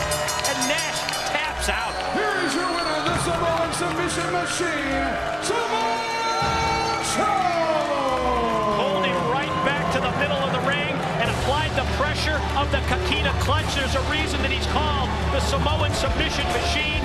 And we witnessed it right there as Nash taps out. Well, I'll tell you what, that's one of those where the experience tells you got to live to fight another day. Joe got him pulled right to the center, and he knew he didn't have the situation in hand. And he pie faces the referee, pushes him away. Yeah, this is the part of Joe that you just can't figure out. He's not done. He's not done yet with Nash, and Nash can't fight back. Totally defenseless here, while Joe has hit him repeatedly times with that elbow. Well, Nash is just trying to catch his breath. Nash realizes that he's lost. He realizes Joe won. In his mind, it should be over. And look at Joe. He just wants more. That's just the thing. He's bloodthirsty. It's unreal. He's bloodthirsty and wants more. Punch the referee. Totally intimidates the security force that bails out. And he's right back on Nash with more. And it's almost as if that blood that's flowing from Nash's head is just driving him to continue this nation of violence. Good Lord, man. Someone get in there and stop this wild beast. I mean, it's done. Like I said, I'm impressed with Joe, but enough's enough. I think Joe realizes it. Wow, the ultimate in dishonor right there, and disrespect from Samoa Joe, spitting on the prone, laid-out body of Kevin Nash.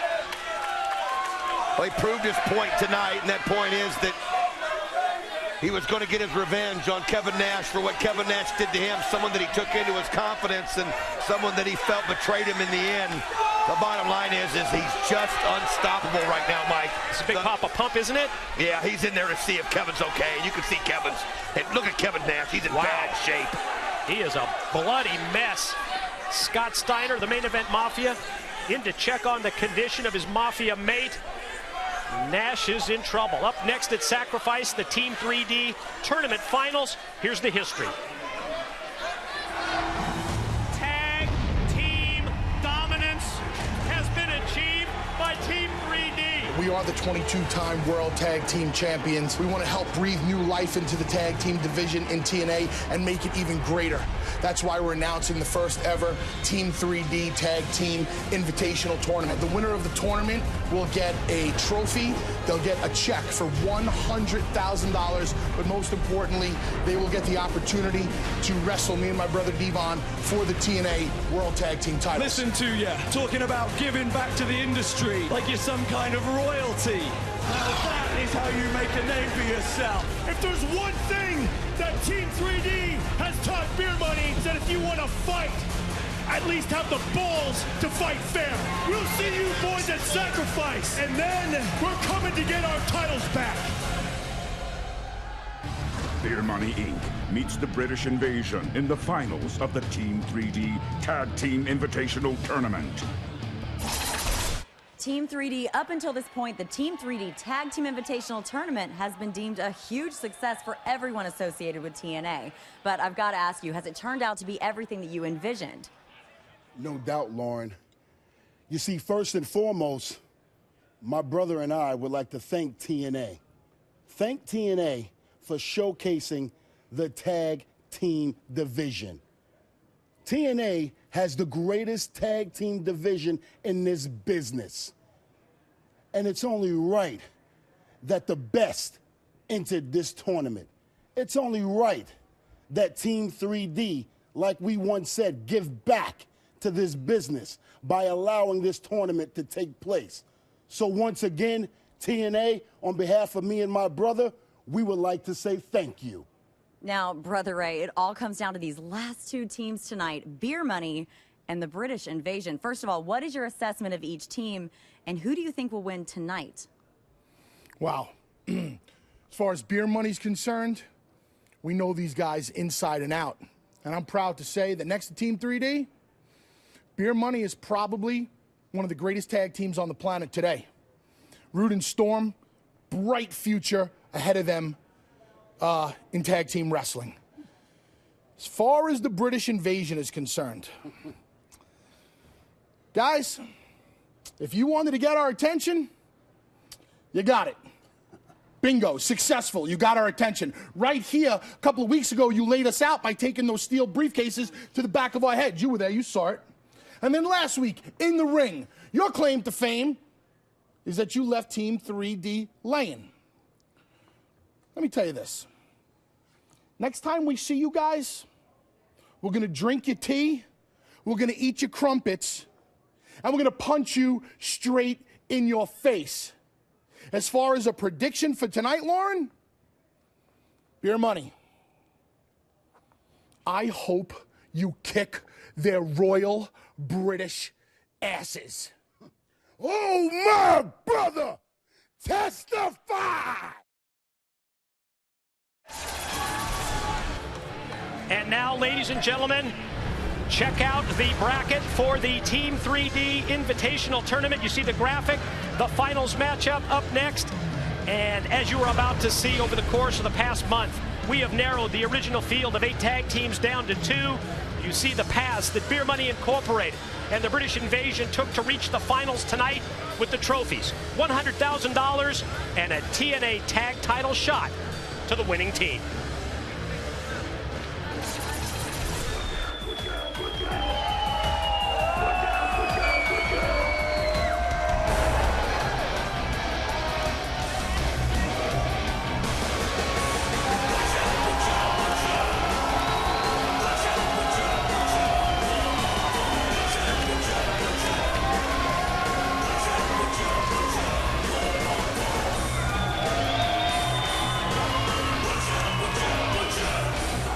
Are they coming down here, Mike? I hope not. Brother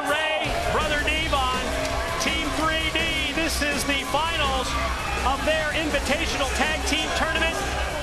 And as they bring the TNA World Tag Team Championship belts, the IWGP New Japan Tag Team title belts as well, down to the ringside area, yes, Team 3D is going to join Don and I at the broadcast position for this tournament finals matchup. Oh, yeah. What an honor, man. Finals, baby, the finals. Team 3D, Big ones. Man, it is so great to have you guys down here, man. Beautiful. Thought you had accomplished everything that you had set out to do in lockdown, but now this is your effort to breathe life into the tag teams.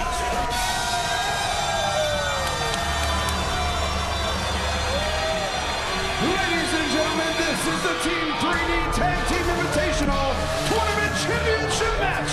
It is scheduled for one fall. Introducing team number 1, representing the United Kingdom, and accompanied to the ring by Rob Terry, Brutus Magnus and Doug Williams, the British Invasion. Let's cut right to the chase, Brother Ray, as Brutus Magnus makes eye contact with you as well as Rob Terry. No question that the Brits got your attention and got it in a big way. They definitely got our attention. They did it the old school way. They jumped us from behind. So yeah, they got our attention, but I don't think they really want our attention.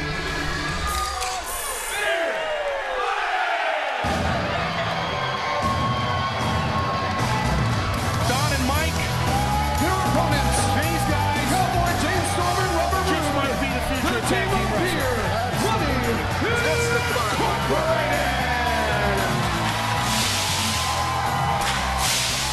It's been so intriguing watching the situation between Team 3D and Beer Money Incorporated over the course of the past few months. And it seems to me like when all is said and done, when you look at Robert Roode, when you look at James Storm, and you consider what they've accomplished in this business, that you two have a mutual respect with Beer Money Incorporated. The reason we respect Beer Money is because we were a young tag team just like them 15 years ago. Me and Devon know exactly what it's like to make a name for yourself in a great up-and-coming company. Absolutely. You know what? As a matter of fact, they kind of remind us of us. It's the way we started. We have a lot of respect for Beer Money. I don't sense that same respect for the Brits, the British Invasion. Although at the same time, they are trying to gain a legacy. They are trying to build a resume at your expense. No doubt. But let me set one thing straight.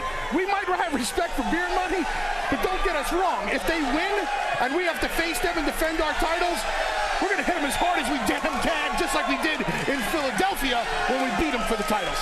I mean, in a small way, though, you got to respect the fact that the squeaky wheel gets the grease. I mean, the British Invasion may not be going about it all copacetic and all, but the bottom line is they've got themselves noticed. I mean, they're being talked about now here in the tag team division, and I think you guys would even respect that. You know what? They're picking the wrong guys to try to build a reputation on. As a matter of fact, I think they've been stuck out there in the UK so long, they don't know who we are. We are Team 3D, the greatest tag team in the history of this business. And I tell you what, they come into our yard and we'll make sure we put them out of their misery. I gotta tell you guys, getting to the finals of this tournament says more for the British Invasion than for jumping us in the back. You gotta be a good team to make it to the finals. And British Invasion, a good team, up against a possible great team in Beer Money. So at the same time, they reach the finals. They get this shot against Beer Money Incorporated. $100,000 of your own money going to the winning, the beautiful trophies, and maybe most importantly, the championship match that goes to the winning team when they will challenge for the TNA World Tag Team title. Or 62,280 pounds if you're taking it home to British. Is that your weight? And look, I could just, there's a lot of information coming over here, folks. You can learn a lot in a few hours just listening to some of the facts I got. Learn a lot from you? Are you serious? You noticed the second you walked out here how much he was kissing up to you? Oh, these guys are the best! That's normally. If kissing ass was an Olympic sport, Don West would win gold, silver, and bronze. And it sounds like all the fans here in the Impact Zone are letting the British Invasion know what they think of them. Quick reversal. Sends Doug Williams off into the ropes, and he's able to go airborne. Leaves his feet, connect with that power move, the elbow that takes down Robert Roode, and then Roode's right back on him. How great is it that we are sitting here right now watching the finals of the Team 3D Invitational Tournament?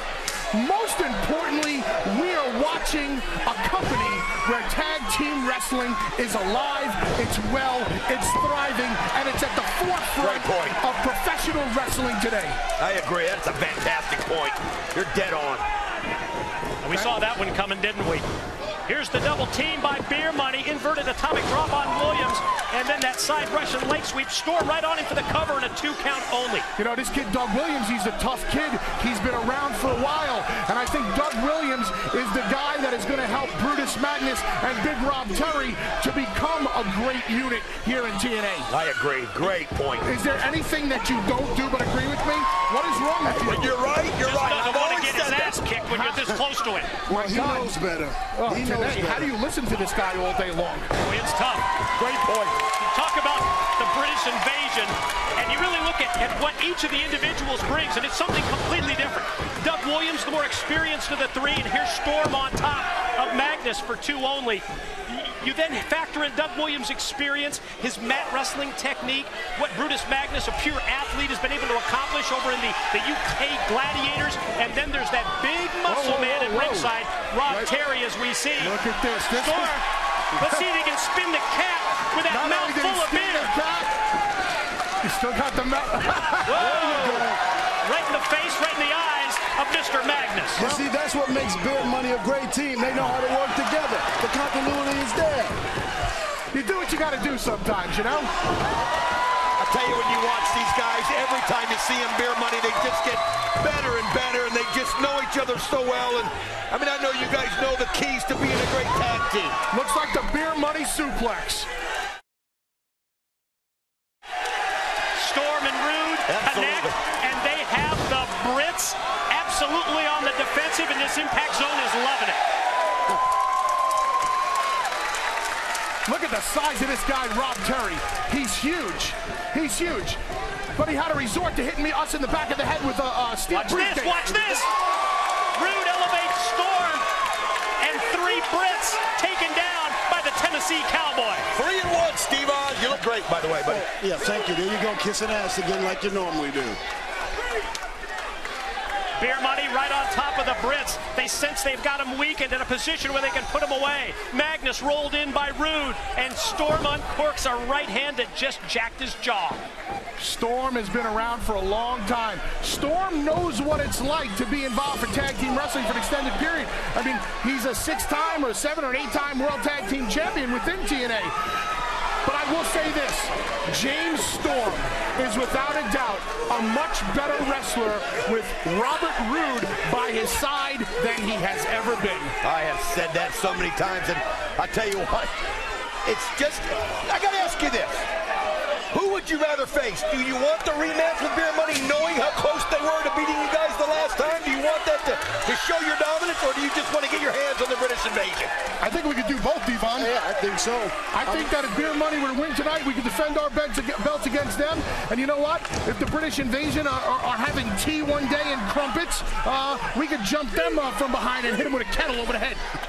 You know what the great thing about it is Team 3D has never shied away from any tag team.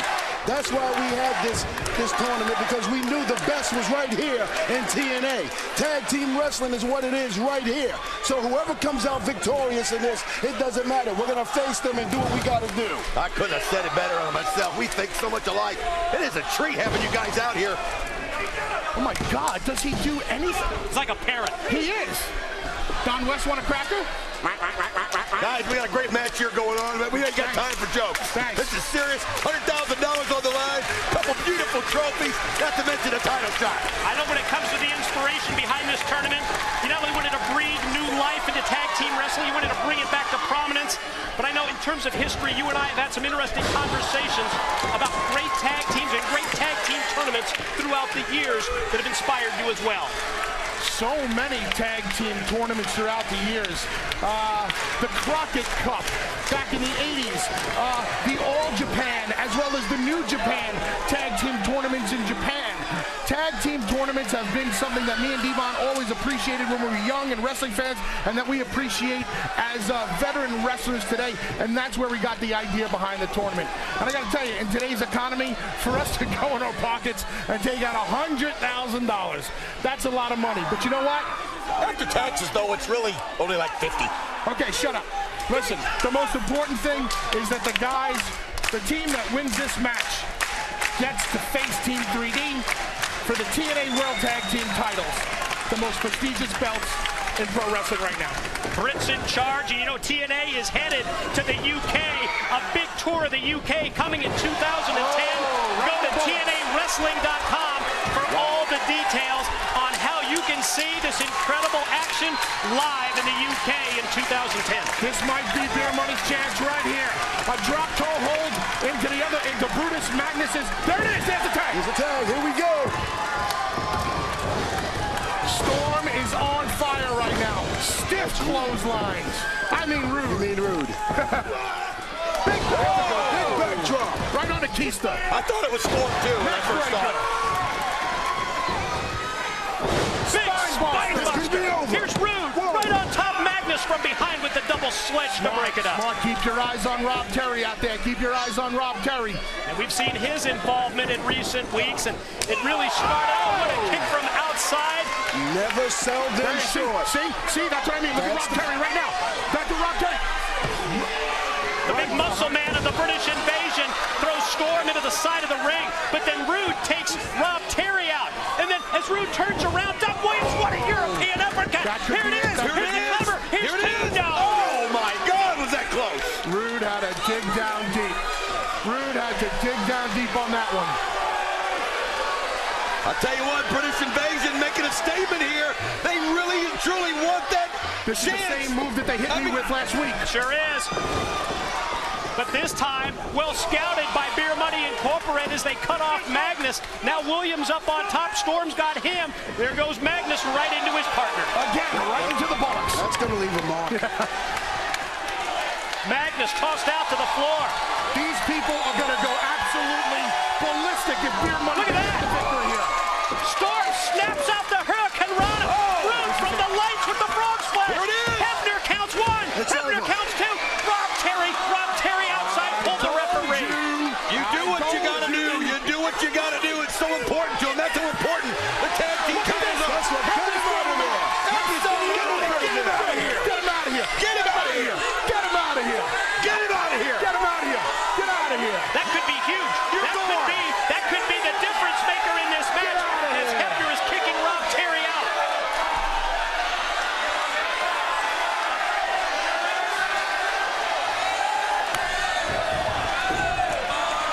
We don't need that down here.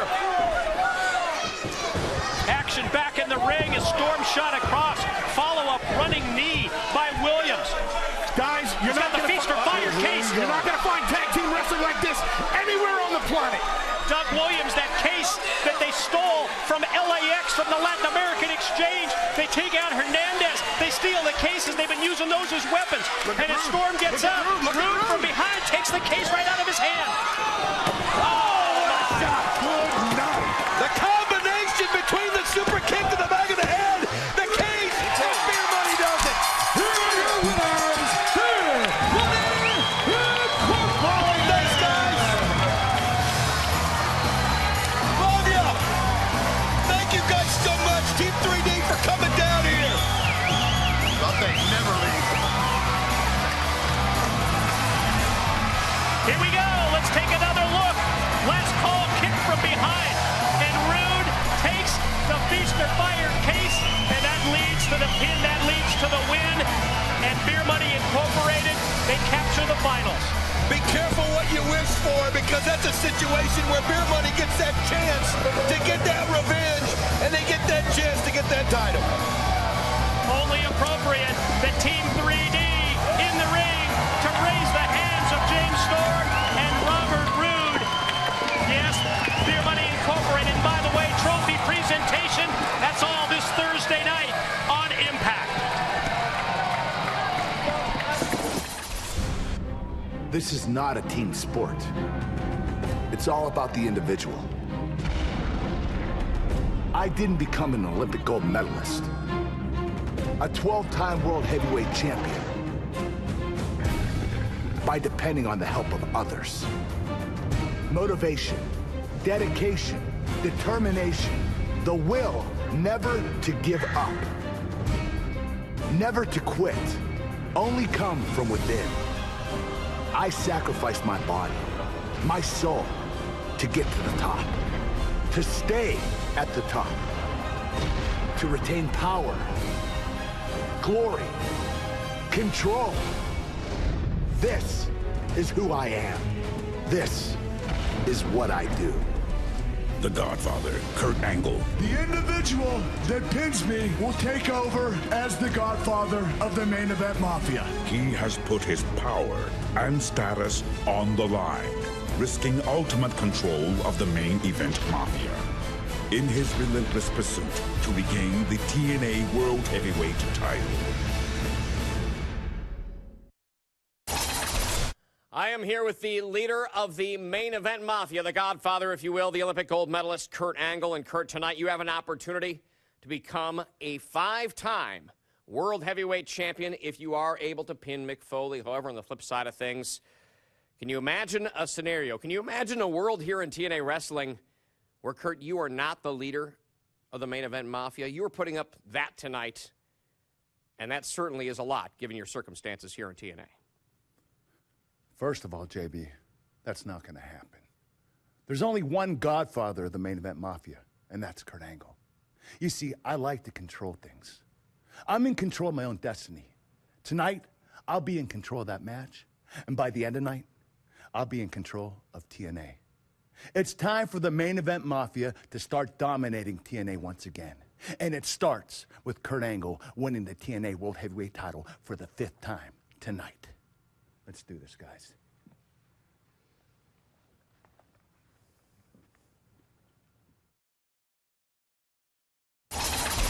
To become a legend, you must never stop. Countless hours, days, months devoted to becoming the best. Training and studying to make yourself stronger and smarter. Fighting, clawing, working your way to the top. Facing adversity, pushing yourself to the point of no return. But to be known as a legend, you must never give up. You can never quit. Booker T, a 6-time world champion and a staple in professional wrestling for nearly 20 years. AJ Styles, the phenomenal one, and TNA's only Grand Slam champion.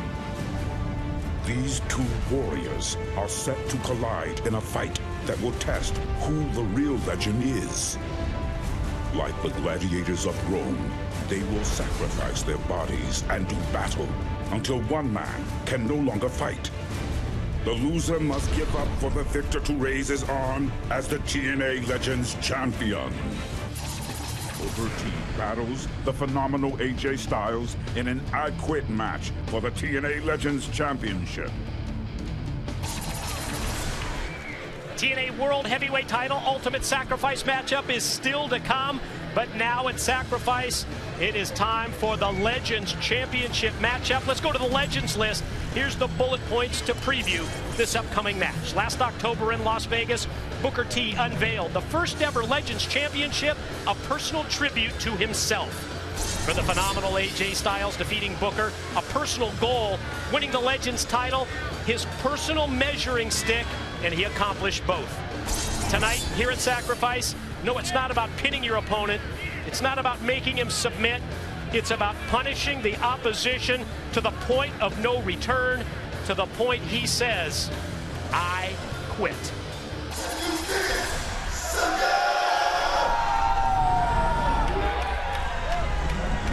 Ladies and gentlemen, the next match at TNA Sacrifice is an I Quit match for the TNA Legends Championship. Introducing first the challenger, representing the Main Event Mafia from Houston, Texas, Booker T.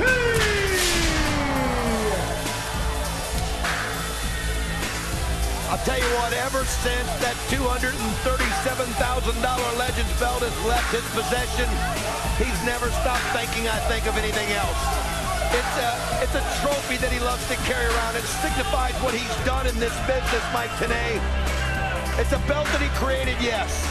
But it's a belt that means something to him, and obviously it means something to a lot of people. It's a belt that a lot of people want to hold and claim that they're a legend in this business. And you know, no matter what AJ throws at him, Booker T will not say I quit until it's at the point of death.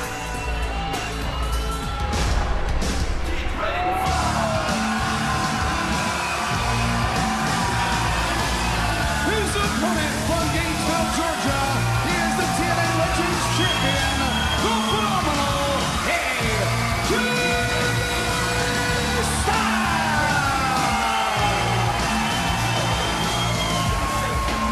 During the Legends list, we talked about how this championship belt, yes, it was brought into TNA by Booker T as that personal tribute to himself. But what we have seen from AJ Styles, ever since this series of matches that he's had with Booker that culminated with him becoming Legends Champion, to me, it has been the maturation process, the maturing of one phenomenal AJ Styles that is brought into this level. I mean, we all will admit he's a superstar. In fact, some of us may say he's the best in wrestling today from a physical standpoint, an agility standpoint. But I'll tell you what, there are milestones you've got to cross in this business. And tonight, if he can force a great legend like Booker T to say I quit, well then that's going to take AJ Styles to another stratosphere. That's going to put him up there with the Stings and the Booker T's and the Scott Steiners and the Nashes and the Kurt Angles. It really is. That, I think, is why it's so important for both these guys. But if Booker T can force AJ Styles to say I've had enough, I don't want any more, then that shows you where that belt really and truly belongs today. In the process of becoming Legends Champion, AJ Styles became the first ever TNA Grand Slam Champion. That means he's held 4 title belts, the X Division, the World Tag Team, the World Heavyweight Championship belt, and now obviously the Legends title. And as I watched Booker T come down the entrance ramp, saw a more serious side of him, and I also noticed that conspicuous by her absence, his wife Charmel, and I'm just trying to put 2 and 2 together here. I think this may be a case where Booker realizes that this match could be so violent because of the I Quit rules that he didn't want Charmel at ringside. I think that's a great point, Mike, and it might be that. It also might be that he doesn't want any distractions whatsoever. He doesn't want to look out there and see her and force him to make a decision. Maybe by looking into the eyes of your wife, you think about the things that you have together, so you say I quit to keep that on. In his case, he doesn't even want that to be a factor. He wants it to be all about the 2 of them right here. Booker T knows it's a mental game. He knows that it is a game you have got to beat the guy mentally. And I believe with the experience that he has, he's got a big edge in that factor. You'll notice as well that referee Rudy Charles, the 3rd man in the ring, has possession of the microphone. You might have seen it recently on Impact. Booker had the I Quit rules match against the Outlaw Jethro Holiday, and that microphone will come into play at that point of the match when you feel that you have worn down your opponent sufficiently to the point where you think that he's going to utter those 2 words, I quit, as AJ just caught Booker with a nice kick to the back. Hell no, man. Oh, not yet. There's no way in hell Booker T is going to quit at this situation. But I'll tell you this. I believe that you have to have a street mentality in a situation like this, Mike. You have to have almost a gang or even a thug mentality. It's got to be like living on the street to where it's a life or death situation. You've got to get your mind in that frame. You can't allow it to be about pain. You can't allow it to be about your future. You've got to be at a point of it's either him or me, end of story. And I believe that's where Booker T is going to have a huge edge. You have to reach that point where you're just able to not only fight through it, but just completely shut off that pain if you're going to succeed in a match with I Quit rules. And all of a sudden, that opening early flurry by the champ AJ Styles, that's been countered, and that's been completely turned around by the challenger Booker T. I'll tell you another factor in this thing, Mike, is that Booker T in his mind feels that AJ stole something from him. He feels that AJ's in possession of his possessions. And it's not just a matter of wanting to get damaged, it's a matter of wanting to get that back, and you'll do anything at all costs. But AJ Styles shows us why he's so great. It doesn't matter the size of the other opponent. This guy's got heart. I mean, well, you can't deny it, and anybody would be stupid to deny it. He's a special, special athlete. Drags Booker back out towards the middle of the ring. And now he's going to apply a variation of the Indian deathlock. Let's see if he bridges back and comes back with a chin lock as well. And we've seen this move from AJ Styles throughout his TNA career. It's one we may not have seen as of late. And Booker's not going to submit. He's not going to say, I quit at this point. No, Booker just knocked that mic away like it was a fly in his face. I mean, it's a situation, though. You got to respect AJ, what he's doing. He knows that it's that kind of excruciating pain that's going to work. It's not punches and kicks in the end. It's a matter of knowing that if you don't say something, you're going to have a bone broke, you're going to be paralyzed, you're going to be physically unable to continue on in your life. That's what's going to make one of these guys say, I quit. It's all a part of that wear-down process that just comes naturally in a match with I quit rules. AJ's had a game plan coming in here, and we've seen it unfold, especially in the last couple of minutes. He wants to work on the leg. He wants to work on the knee of Booker T, weaken him sufficiently to the point where you take away the legs of Booker T, and then you've got him down on the mat, and then you can beat him in an I quit match. Well, the thing about it is Booker T, though, has such a huge advantage with those legs and the length that they can bring him. And so, yeah, I can see what you're saying about AJ Styles wanting to take them out. I mean, that's a game. At the same time, you also limit what Booker is able to do with that axe kick if you take the legs away. That's a good point. Still too early for Booker to say I quit, although pretty obvious that he's favoring the left leg and the left knee. I'll tell you what, though, it's just so early. This match just started. It's a matter of two. It doesn't hurt. I don't think it hurts you somewhat to get a little bit of pain going your way to where you start getting your mind set on dealing with it. You know what I mean, Mike? I mean, you realize that you're going to be feeling it throughout the match, so you get yourself comfortable with it, so to speak. And not that you can never be comfortable being in pain, but you can get yourself mentally able to deal with it, and that's what you've got to have here. That's what we talked about earlier, in terms of being able to just shut out that pain. And you realize when you get into a match like this with these two world-class athletes competing in an I quit match, it's going to be a war of attrition. It's going to be that wear-down process until you reach that one point where you just can't take it anymore. Right now, it's hard to tell if anyone here has really had an advantage. Slightly AJ, I would say. And AJ, well, that's just the way you're looking at it, though, to me. It's also what I've seen in terms of the offense that he's unleashed and how Booker's been on the defensive for probably about 70% of this match. See, my opinion is that Booker's taking everything that AJ gives. He's taking everything right now. I think you can tell by his expressions he's trying to give AJ a feeling of confidence, and that's the key. That's the experience factor. When Booker T gets a chance, he's going to turn it on, turn it around, and then AJ's going to be caught unaware. Yeah, we saw that earlier from Kevin Nash. There we go. We saw that earlier from Kevin Nash. How'd that work out for you? Well, that was just a situation where he caught the... Well, see what I mean? Now I'm going to give you credit. That was the experience. Oh, what a shot to the rail. That's the kind of thing, Mike, that can just absolutely discombobulate you to the point where you don't even know what you're doing. Look at this. He's trying to catch his breath and hit him in the neck. He can't breathe. Well, I got to admit, I haven't seen many matches turned around just like that. And that's exactly what we have seen as Booker tries to clear away the crowd right at the guardrail area, right in the pit. Oh, AJ taken high up into the air, and he drops him down, chest and throat first. You can see here, this might be, I don't even think, you know what, he might have been trying to say I quit, he just couldn't get his breath. They dropped him right on the windpipe. That's right. That's it. I think it's where the ref should step in and just say, okay, that's it. And yes, the complexion, the tone of this match has completely turned. It's flipped a full 180 here. AJ was there, and AJ was gaining confidence. And maybe it was that point where Booker was just bringing him into the web. And I heard that exact same scenario just a few seconds ago. Can't remember who said it. Oh, yeah, I did. Top wrist lock applied by Booker, and he just steps back and rams the knee with impact and with authority. I'll tell you what, he's just approaching this thing so methodical. He's got a purpose with everything he's doing now. I mean, he's feeling it, Mike. And he knows AJ's hurt. He knows that windpipe's hurt. He knows AJ's having a hard time getting his breath. And now look at him. He's just in his mind. He's going through things. Look at AJ's eyes. They're glazed over. AJ's back in Gainesville, Georgia right now. And AJ fell backwards right there at that point, and just using the ring ropes, and let's see what he says. He's not able to say I quit because he's being throttled, being choked by Booker T. No, you're right. He couldn't get the words out if he tried.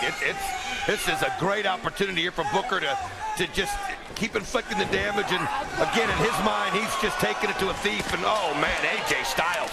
I am just so impressed with how Booker was able to fight through all of the damage that was done to his legs and knees in the opening minutes of this match, and then to come back, turn it around on AJ. Say it, AJ. Just do it for yourself. You can live to fight another day. Do it for your family. You got children. You got another one on the way. Got to think of that. Even to the point where Booker T is using his legs and his knees as probably his primary weapon here against Styles. You know, he's got that ability, and you mentioned it earlier, Mike, and it was a good point about that axe kick with those long legs and how he uses it to where he can catch your head in the wrong spot. You might have it over the ropes. He'll bring that kick on your back, and it'll have a double effect, which he did right there just a few minutes ago. And right now, Booker T's just using all that experience and all that size advantage to his advantage. Styles, who was staggering and stumbling outside. You see some desperation punches. Go to the well. One-shot deal, and AJ gets cut off with a flying forearm shot by Booker that was money. Here he goes. Spinaroonie up. You know, it's just two words, Mike. All you got to do is say them. It's just two words. You can fight another day. It's not the I quit that might be happening tonight with Sting. That's a whole different scenario. That's a situation where you'll never see him in a ring. This is one where AJ can regroup, think about things. No, you hear him. See the wrist lock applied, the key lock by Booker. And oh, you can hear him. He's saying it. No, but this I quit, Don. This is about pride. They're just screaming out in pain from the submission hold, but he does not say the words I quit.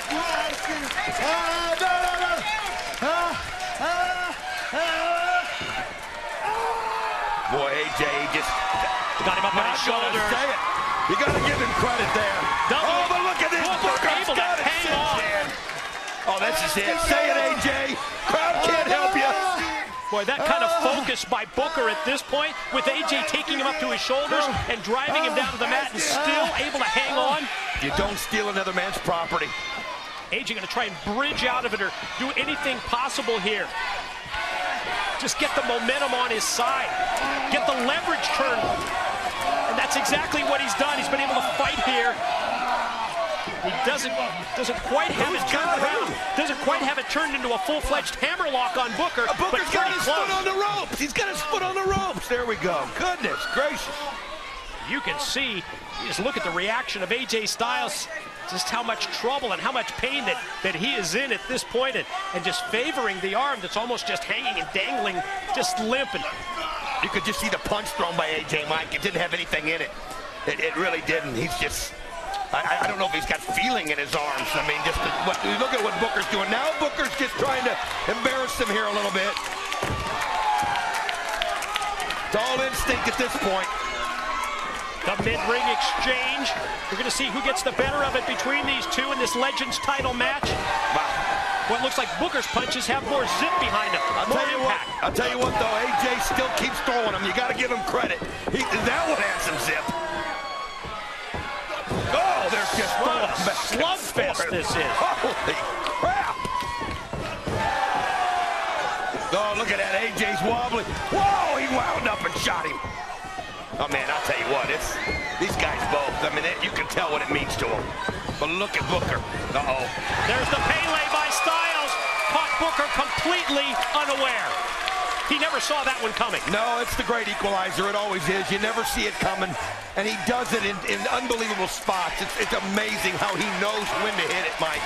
We marveled at it so many times. I can't tell you the times I've screamed it out loud. It's such an impactful move. But the bottom line is AJ's so wore out, he can't take advantage of it. Both champion and challenger down on the canvas, down on the mat. AJ the first to show some signs of life, some signs of movement as he goes to the mount. Looks like it's hurting his arm even when he hits his head. A couple of right hands after everything that he went through. And he says, ask it, 3 punches, and Booker says no. You got to be a little careful. You knock him out, he can't say I quit. And you can see that these two just judging. Hell no, man. Just judging from what we've witnessed, I mean, they're just beating the hell out of each other. They're exhausting each other. You got to kill one of them. I mean, that's why I said it's to the point of no other choice that anyone's even going to say it. And I'll be honest with you, I don't think Booker would ever say it. I really don't. I think he'd rather die than say I quit to AJ Styles. Great spine buster. Think about how he got that one. He wasn't even on his feet. He was able to do it. Absolute desperation move, but it pays off by Booker with the spine buster. And he's got AJ. Now it's his turn. This is the experience edge. Turnabout fair play as we saw Styles from the mount earlier with the right hands, and now it's Booker, and he's putting him right on the point of the jaw. Good call. Bite. What did he say? I quit? No, guess not. But I tell you what, you made a great point about hitting him in the jaw. The bottom line is you can't knock him out that way. You hit him in the head, and he won't. You know, the force is different. But hit him in the jaw, you're able to still keep him conscious. But still, he's able to claim he can't go any longer. Booker misses the kick, gets crouched on the top, and look how quickly AJ is able to take advantage of that situation. I'll tell you what, where did that burst come from? That was unreal. It's exactly what it was. It was a burst. It wasn't anything sustained where he can keep that kind of offense going as Booker regroups outside. I mean, the guy will make. Look at this. Just slingshot move by Styles directly into the cross body block as he comes down on Booker outside. Leaving everything out there on the mat, on the floor, in the ring. Booker, though, no, not even a hesitation. He's taken shots like that before. But I'll tell you what, both these guys giving a Herculean effort. And this is unreal. And Booker, the perfectly placed fingers in the eyes of AJ, has him momentarily fighting for his vision and blinded, takes him and sends him up against the apron, and then AJ is able to move out of the way or just drop down. Booker hits the steel post, and there goes Booker head first. Booker caught himself in the wrong place there, and when he caught that arm on the pole, AJ took advantage of it right away, slammed his head into the steel ring post. Booker rolled back in. Rudy Charles with the microphone, and you hear Booker say, "No way." Tell you what, he makes it clear. You got to give him credit for that. It's not a... AJ surveys things from outside at the same time as Booker's wife, Charmel. What's she saying, Mike? Is coming down to ringside. What's she saying? Big flying forearm shot by Styles. Hell no, man. She's saying, don't quit, baby. She realizes that she's got to be out there for support. She's got to tell him, you got to hang on. That's the kind of gal she is, buddy. She's in your corner. I know it's tough. As AJ went for the Styles clash, he was distracted as Charmel came up on the apron, and then Booker had no idea, and he almost ran into his wife. He puts on the brakes, but as he turns around, AJ's ready for him. A flying armbar! Flying armbar applied by Styles. Booker's got the great defense here, clasping his hands together so that AJ can't get the arm extended and pop the elbow. Oh my God, he's pulling it out of his socket. That's what he's going to try and do. What? Charmel down here. There it is. Now he's got the arm. He's got the arm fully extended now. This is where you can pop a man's elbow.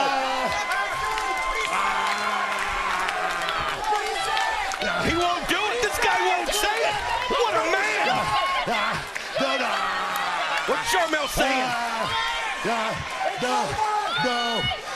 Well, Booker's saying, he's saying no, that's all that matters is, well, here comes Jenna down to ringside. Jenna from the main event Mafia, Kevin Nash's girlfriend, coming in, and she throws in the towel. What on earth? On behalf of the main event Mafia, she's throwing the towel in. Oh, and Charmel is irate.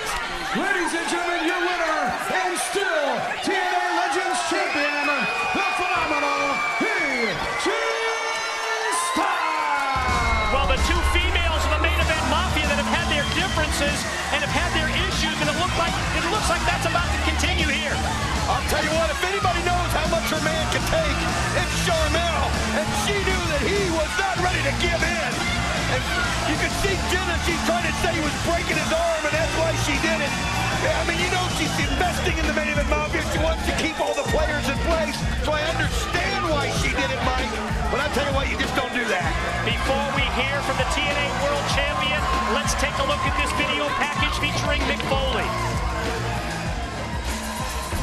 Some call me a hardcore legend, a risk taker, a thrill seeker.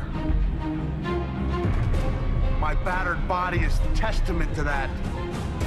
Sometimes you've got to break bones, spill blood, take risks to seize dreams. That's the sacrifice I made to get noticed. The sacrifice I made to become champion. The sacrifice I make each and every week to add to my legacy. History is written by the winners. The hardcore legend, Mick Foley. His TNA World Heavyweight Championship will be up for grabs. Will this marked man be able to successfully defend the title in a free-for-all featuring 3 of the greatest superstars to ever step foot in the ring?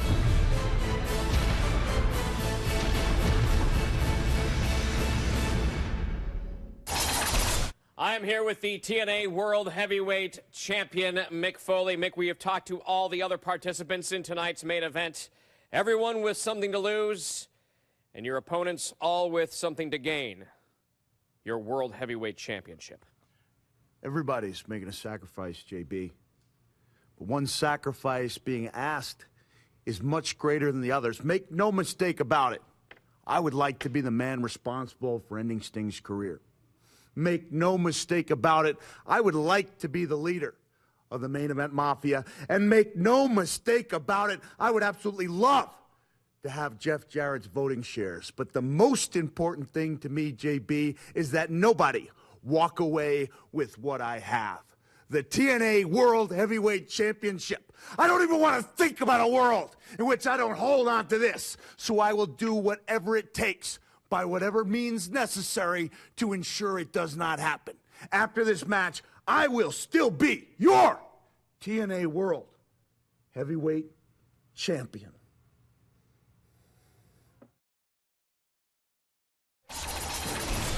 Ladies and gentlemen, this is it. This is what we have been waiting for. This is what we have been anticipating. It is time for the Sacrifice main event in the World Heavyweight title match. Let's go first to the tail of the tape, and let's just look at those raw numbers, and you see the weight advantage, the size advantage that the defending champion Mick Foley has. Jarrett Foley and Sting with equal experience. And we continue with the tail of the tape and the bullet points, and remind you that it was last month at Lockdown where Mick Foley shocked the wrestling world. Tonight, the TNA executive shareholder puts that championship on the line.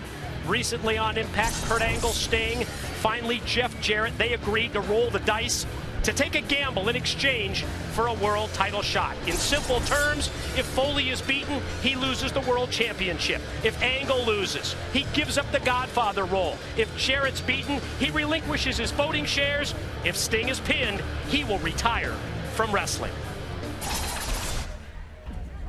You can see there the founder of TNA, Jeff Jarrett, and you think about what he's put at stake here tonight, and some of you think, well, he's put up the shares of his company. Well, let me tell you something. This company is that man's life. This company is what this guy lives for today. And Mick Foley got him to put up the ultimate sacrifice, his livelihood.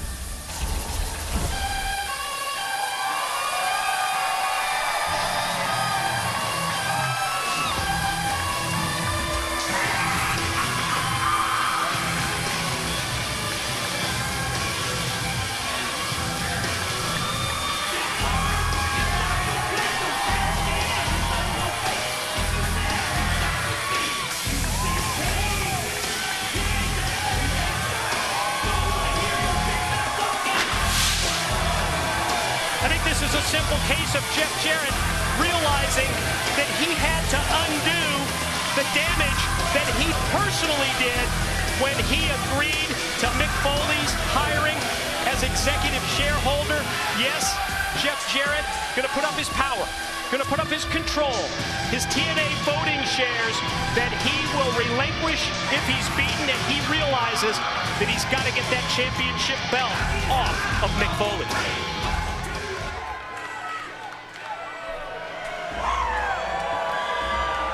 You think about what this man's putting on the line. I mean, are we watching Sting enter into the impact zone for the last time here tonight? Are we watching the very last match that this icon is going to wrestle?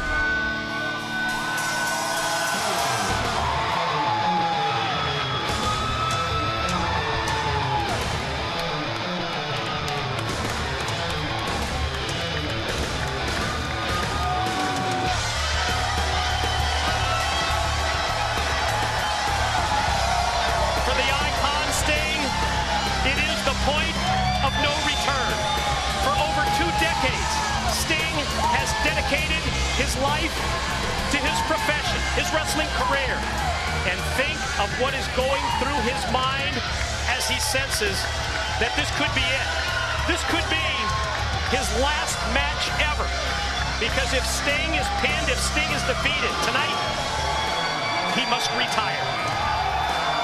One thing he said that he did was that he put his career on the line to give him the ultimate motivation, to give him that motivation. And you know one thing he's going to do is target Mick Foley. The only thing that he stated here is that all he wants out of this match is to get that championship back. And there you see the Olympic gold medalist, Kurt Angle, flanked by his own main event Mafia security. You think back to some 7 months ago in Las Vegas, when Kurt Angle brought together the main event Mafia.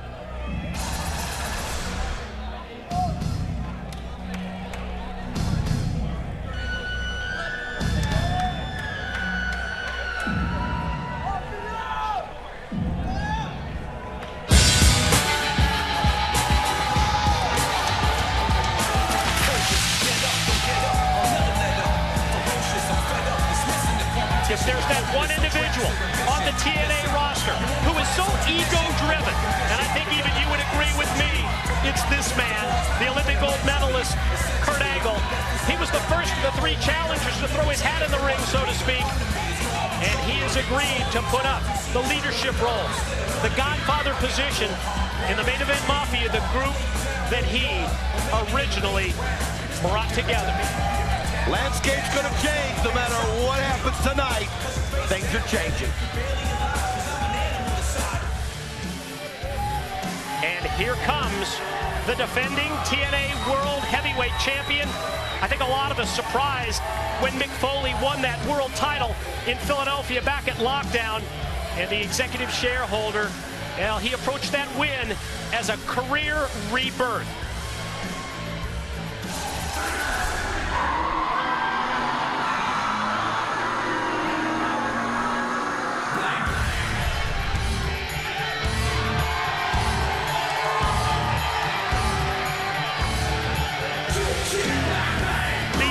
Predictability of one Mick Foley is legendary. We also know Mick Foley will do anything, and I mean anything within his power to keep the championship belt that has quite honestly reinvigorated his wrestling life. Keep in mind, Mick Foley pinned tonight. He loses that lifeblood, that TNA World Heavyweight Championship. I'll tell you, Mike, when I look at this situation, I keep asking myself this question. Did Jeff Jarrett make 2 bad choices in his mind? He said the first one he made was bringing Mick Foley in. He also said he did the same thing about Kurt Angle. But I'm wondering if he didn't make another bad choice. And that bad choice was to put up his power at this company in this matchup. It may be a choice he regrets the rest of his life. On that note, let's send it to the 6-sided ring and our broadcast colleague, Jeremy Borash.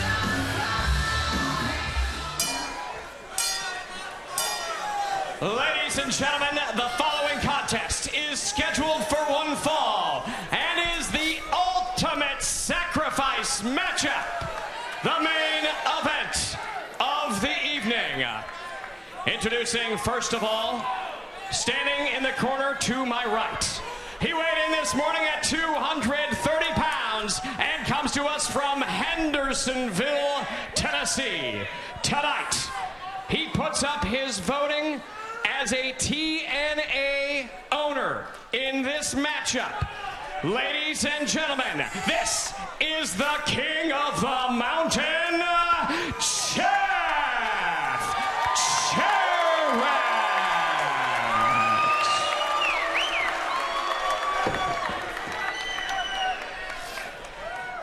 ladies and gentlemen, introducing standing in the corner to my left. He weighed in this morning at 250 pounds and comes to us from Venice Beach, California. Tonight, as his sacrifice, if he is pinned in this matchup, it means Sting's retirement from professional wrestling. Ladies and gentlemen, this is number 2 of the matchup. He is the Icon, Sting!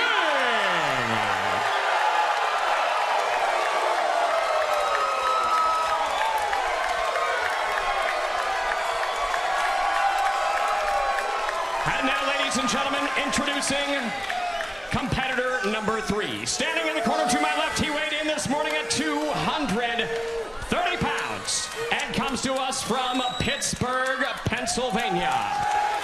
In this matchup tonight, he puts his role as the leader, as the godfather of the main event Mafia on the line. Ladies and gentlemen, this is professional wrestling's only Olympic gold medalist, Kurt Angle.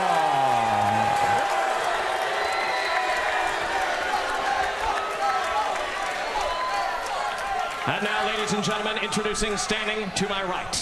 He weighed in this morning at 280 pounds and comes to us from Long Island, New York.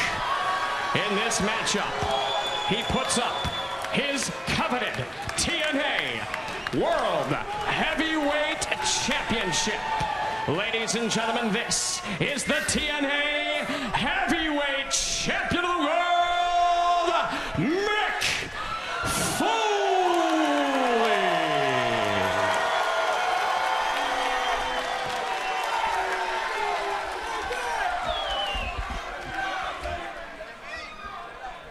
So many questions to be answered in this main event. Ultimate Sacrifice TNA World Heavyweight Championship belt, as referee Mark Johnson holds that title belt high overhead, showing it to both champion and the 3 challengers. And among those questions that I have that will play out and we will get answered here in just a matter of seconds, out of these 4 individuals, who's going to work together? We know that already that Sting and Kurt Angle went public with the fact that they were going to work together to do anything within their power to bring the gold back to the main event Mafia.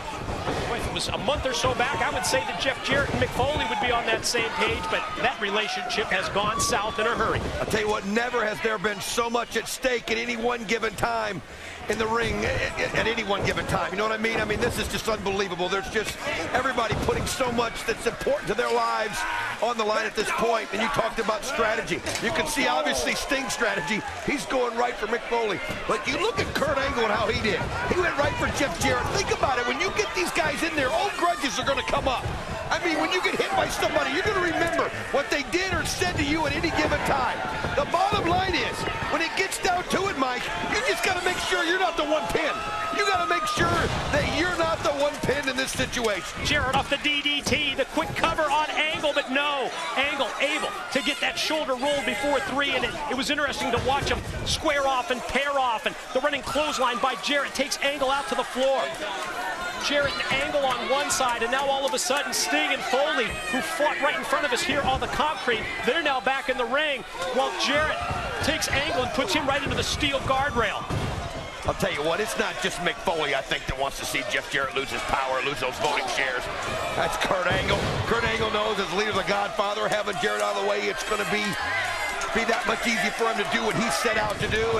And even Sting, you got to wonder what he thinks in this situation. Sting, though, totally concentrating on the world champion. You can see that he hasn't forgotten lockdown. He hasn't forgotten losing that championship, and he's going right for Mick right off the bat. Both Sting and Foley go for signature moves. Foley with that double-arm DDT that got blocked, and then Sting tried to roll it around and get Foley in the Scorpion. See the exchange now with Sting and Foley back out on the concrete. There goes Jarrett. He just went flying off the apron, courtesy of Angle, and Jarrett went face first right into the guardrail. And you see going into the guardrail also is Mick Foley, and Sting slams him in. I mean, it's just a matter of a punishment. Look at, you got everybody down outside of the ring.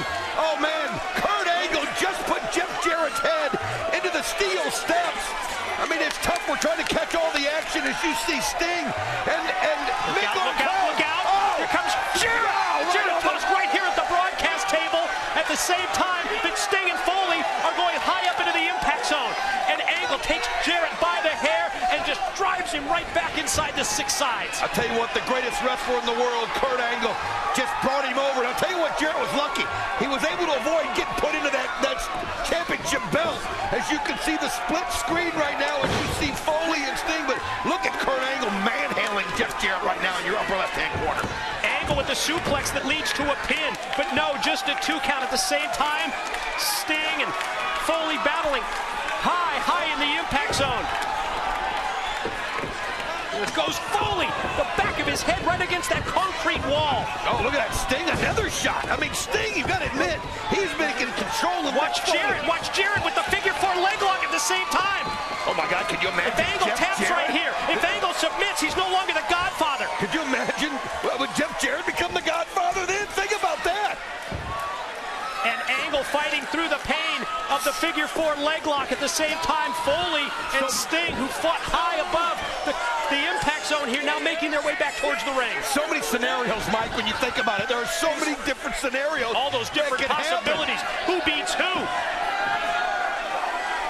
You can see again Kurt Angle. Look at the pressure he's got applied. I mean, that's that professional wrestler and that's that Olympic gold medalist in there. Watch out! Watch out! Oh, pile driver!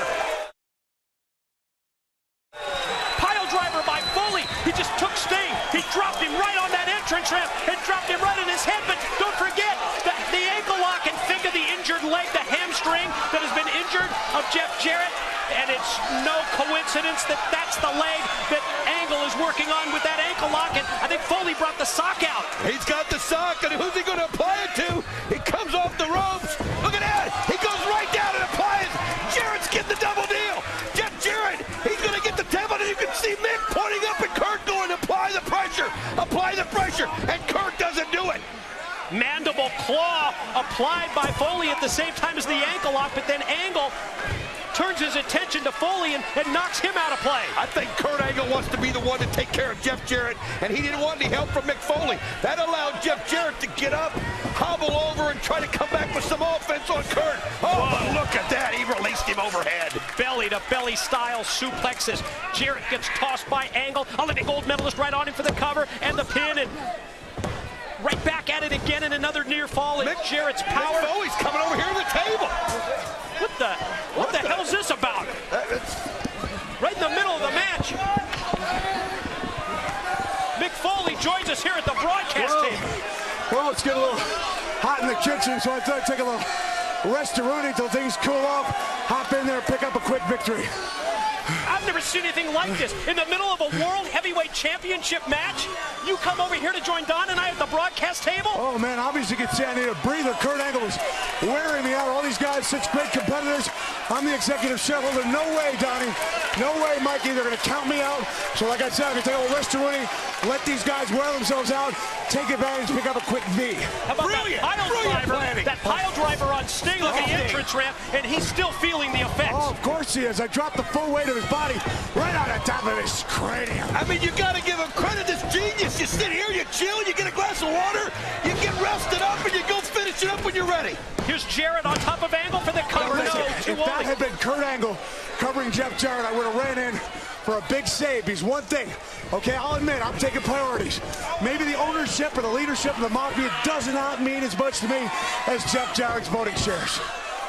I'll be quite honest about that. That's all of his power. That's all of his control at this point. And he's a control freak. And let Kurt Angle do all the dirty work. But all the same, I'm enjoying a little rest-a-rooney. I think I deserve it, going toe-to-toe with some of the greatest athletes in that sport today. Oh! Top rope superplex by Jarrett. Jarrett goes for the cover, but Sting's in for the save. Of course, at the same time, you can't lose your World Heavyweight title when you're out here. Yeah, I cannot lose it. It's right here. I love it so much. Here, look at your reflection, Donnie. Oh, it's beautiful. Mike, even you look good when that thing's gleaming up the gold. Beautiful, just like that match you had with Rocky Balboa there last week. Oh, man, you know what? I'm not sure. I don't know if I could have taken The Rock without your call from ringside. Wonderful job. You get two great legends like that, it just calls itself, Mick. That's what TNA is all about. That's why I booked the match. That's why it was so good. Jarrett being pinballed by both Sting and Angle as both men connect connecting with the shots, and finally, Angle with the blow that takes Jarrett down. Come on, Jeff, come on. Come on, fight up, buddy. It's your partner talking. Come on, let's fight up a little bit.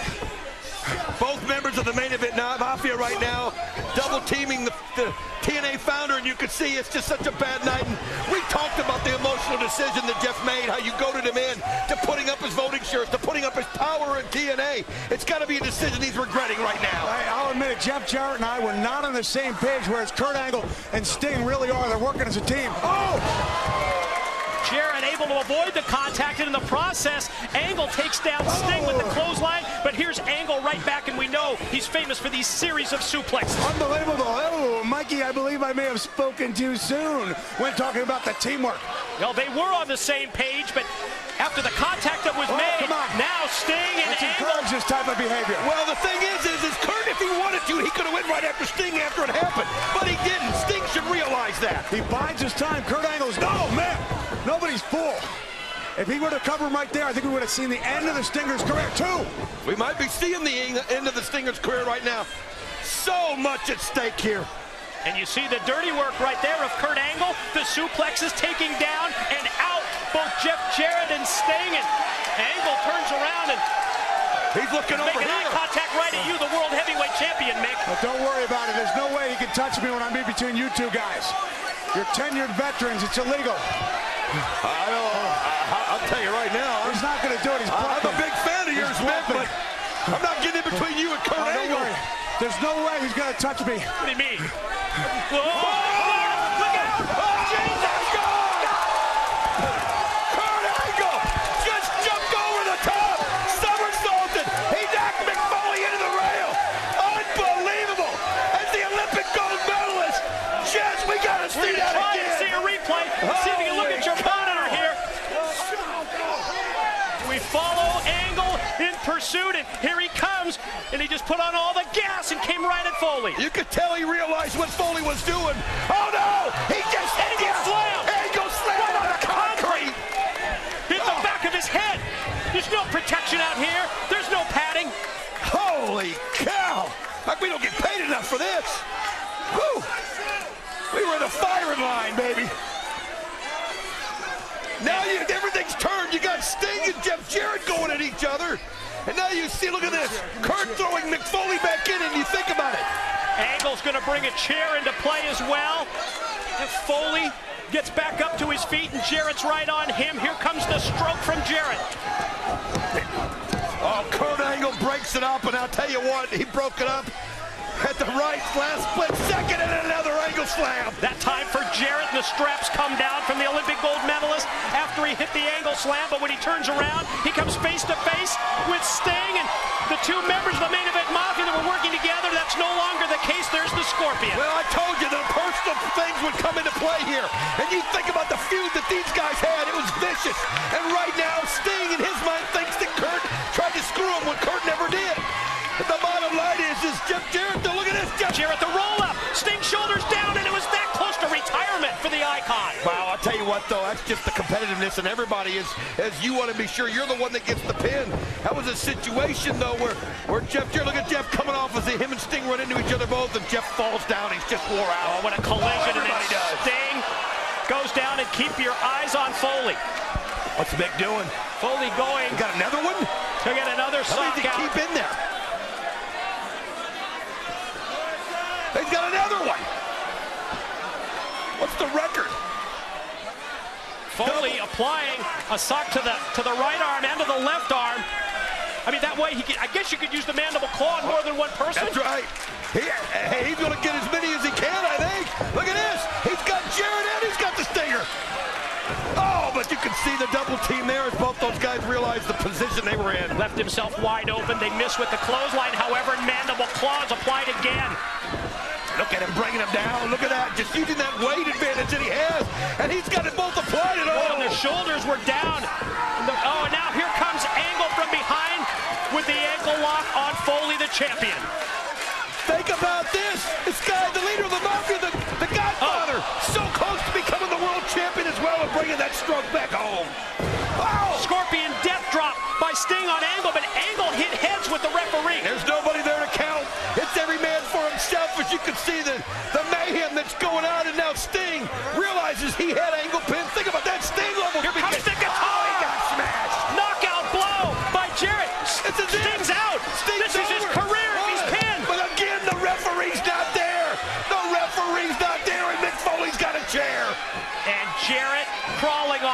bended knees to try and revive the referee. But in the process, he's leaving himself wide open for that chair shot to the top of the head. Just smashed him. This is it. It's over. Jeff Jarrett has lost his power. Referee Slick Johnson. Arm extended. Here it is. Foley on Jarrett. No. You gotta be kidding. Angle from the top with the splash on Foley. Could be a new champion. New champion. No. Just that close. We almost had a new world heavyweight champion. Think about everything we've seen. Chairs, guitars, socks, steps, anything you can get a hold of on ouch desks. Sting brings Foley back into play. It looked like the champ was trying to escape the ring. Sting desperation there. He realized how close it was for him too. Everybody's been close to being out. Champion backs up. Watches his three challengers. Angle at him first with the kick, then the shots to the back. And as Angle turns around, there's Jarrett to double him over. Oh, think about it. Jarrett has a chance of putting him out of the main event. Oh, look at it. Jarrett, does he have it? No. He's got the ankle. Jeff Jarrett's going to the unemployment line. Think about that. Oh, man, wait a minute. He's got both ankles. He's got both Sting and Jarrett. Double ankle lock applied by Kurt Angle, and then there's the flying forearm shot by Foley. I'll tell you what, Mick stopped me from asking the question, what if he beats them both? The bottom line is Mick wants to be the one to put somebody out, and he... That's a double arm DDT on Angle, and Sting in to take Foley and pull him off the potential pin. Well, Sting's got the right idea now. Start kicking people out of the ring, and you can. But he wants that title again. He's going back after Mick Foley. He's got his focus back. Jeff Jarrett realizes now that, hey, maybe it's not about getting Foley out of there. Maybe it's about taking the power away from Kurt Angle. Jarrett has something in mind, setting up that steel chair at the same time outside. Foley on the concrete once again after the Sting suplex. Think about that. He took an Angle slam. He took the Sting suplex. You wonder how Mick Foley can even get up and brush his teeth in the morning with some of those shots. Oh, look at that stroke. On the chair. Oh, from the middle row. Struck face first goes Angle. Sting slides in. Sting on top. What? Ladies and gentlemen, your winner and the new leader of the main event mafia, the Icon, Sting! Oh my God! Sting has just become the Godfather, the leader of the main event mafia! Oh my God, has things changed here at TNA? What a shocking turn of events tonight at Sacrifice. Sting has pinned Kurt Angle. Kurt Angle, he's got to relinquish his role, his leadership role in the main event mafia, and he's got to turn things over to the Icon. I mean, it means so much to him. It's so important. With everything he does, it's the power and stroke that he loves. He loves being the leader of all those great champions. Sting has always preached his message of respect. He's always preached that he wants everyone to understand what wrestling's about. Now he has control of Nash and Steiner and Booker.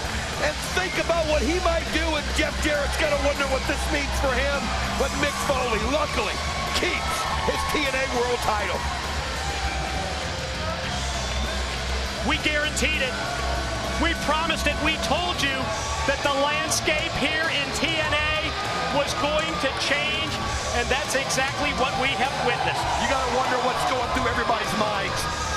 We got to see some replays of the action in this match. It was unreal. We couldn't keep up with it. There's that stroke into the chair, and look at Sting, the opportunist. You snooze, you lose, Mike, today. And my God, Sting, right place, right time. Check out the reaction from the TNA founder, Jeff Jarrett. Trying to figure out what it all means to him, and you see Sting, you wonder what he's saying to Kurt Angle right now. But you know he's got to feel the measure of revenge. He's got to feel like he's done what he said he was going to do down the line. That really is the key. That really is the situation, because the realization has just set in. Mick Foley, yes, he's still the TNA World Heavyweight Champion. But how will this new leadership affect the main event mafia? With Sting as the Godfather, will there be changes made? What will those changes be? Bottom line, the main event mafia will never be the same.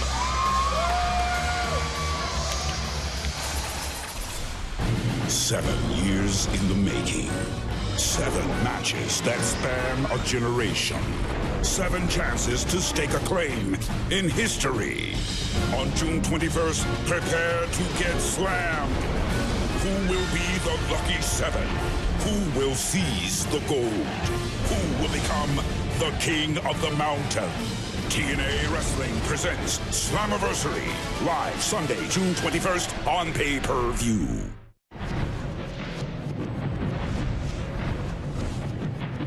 TNA Wrestling.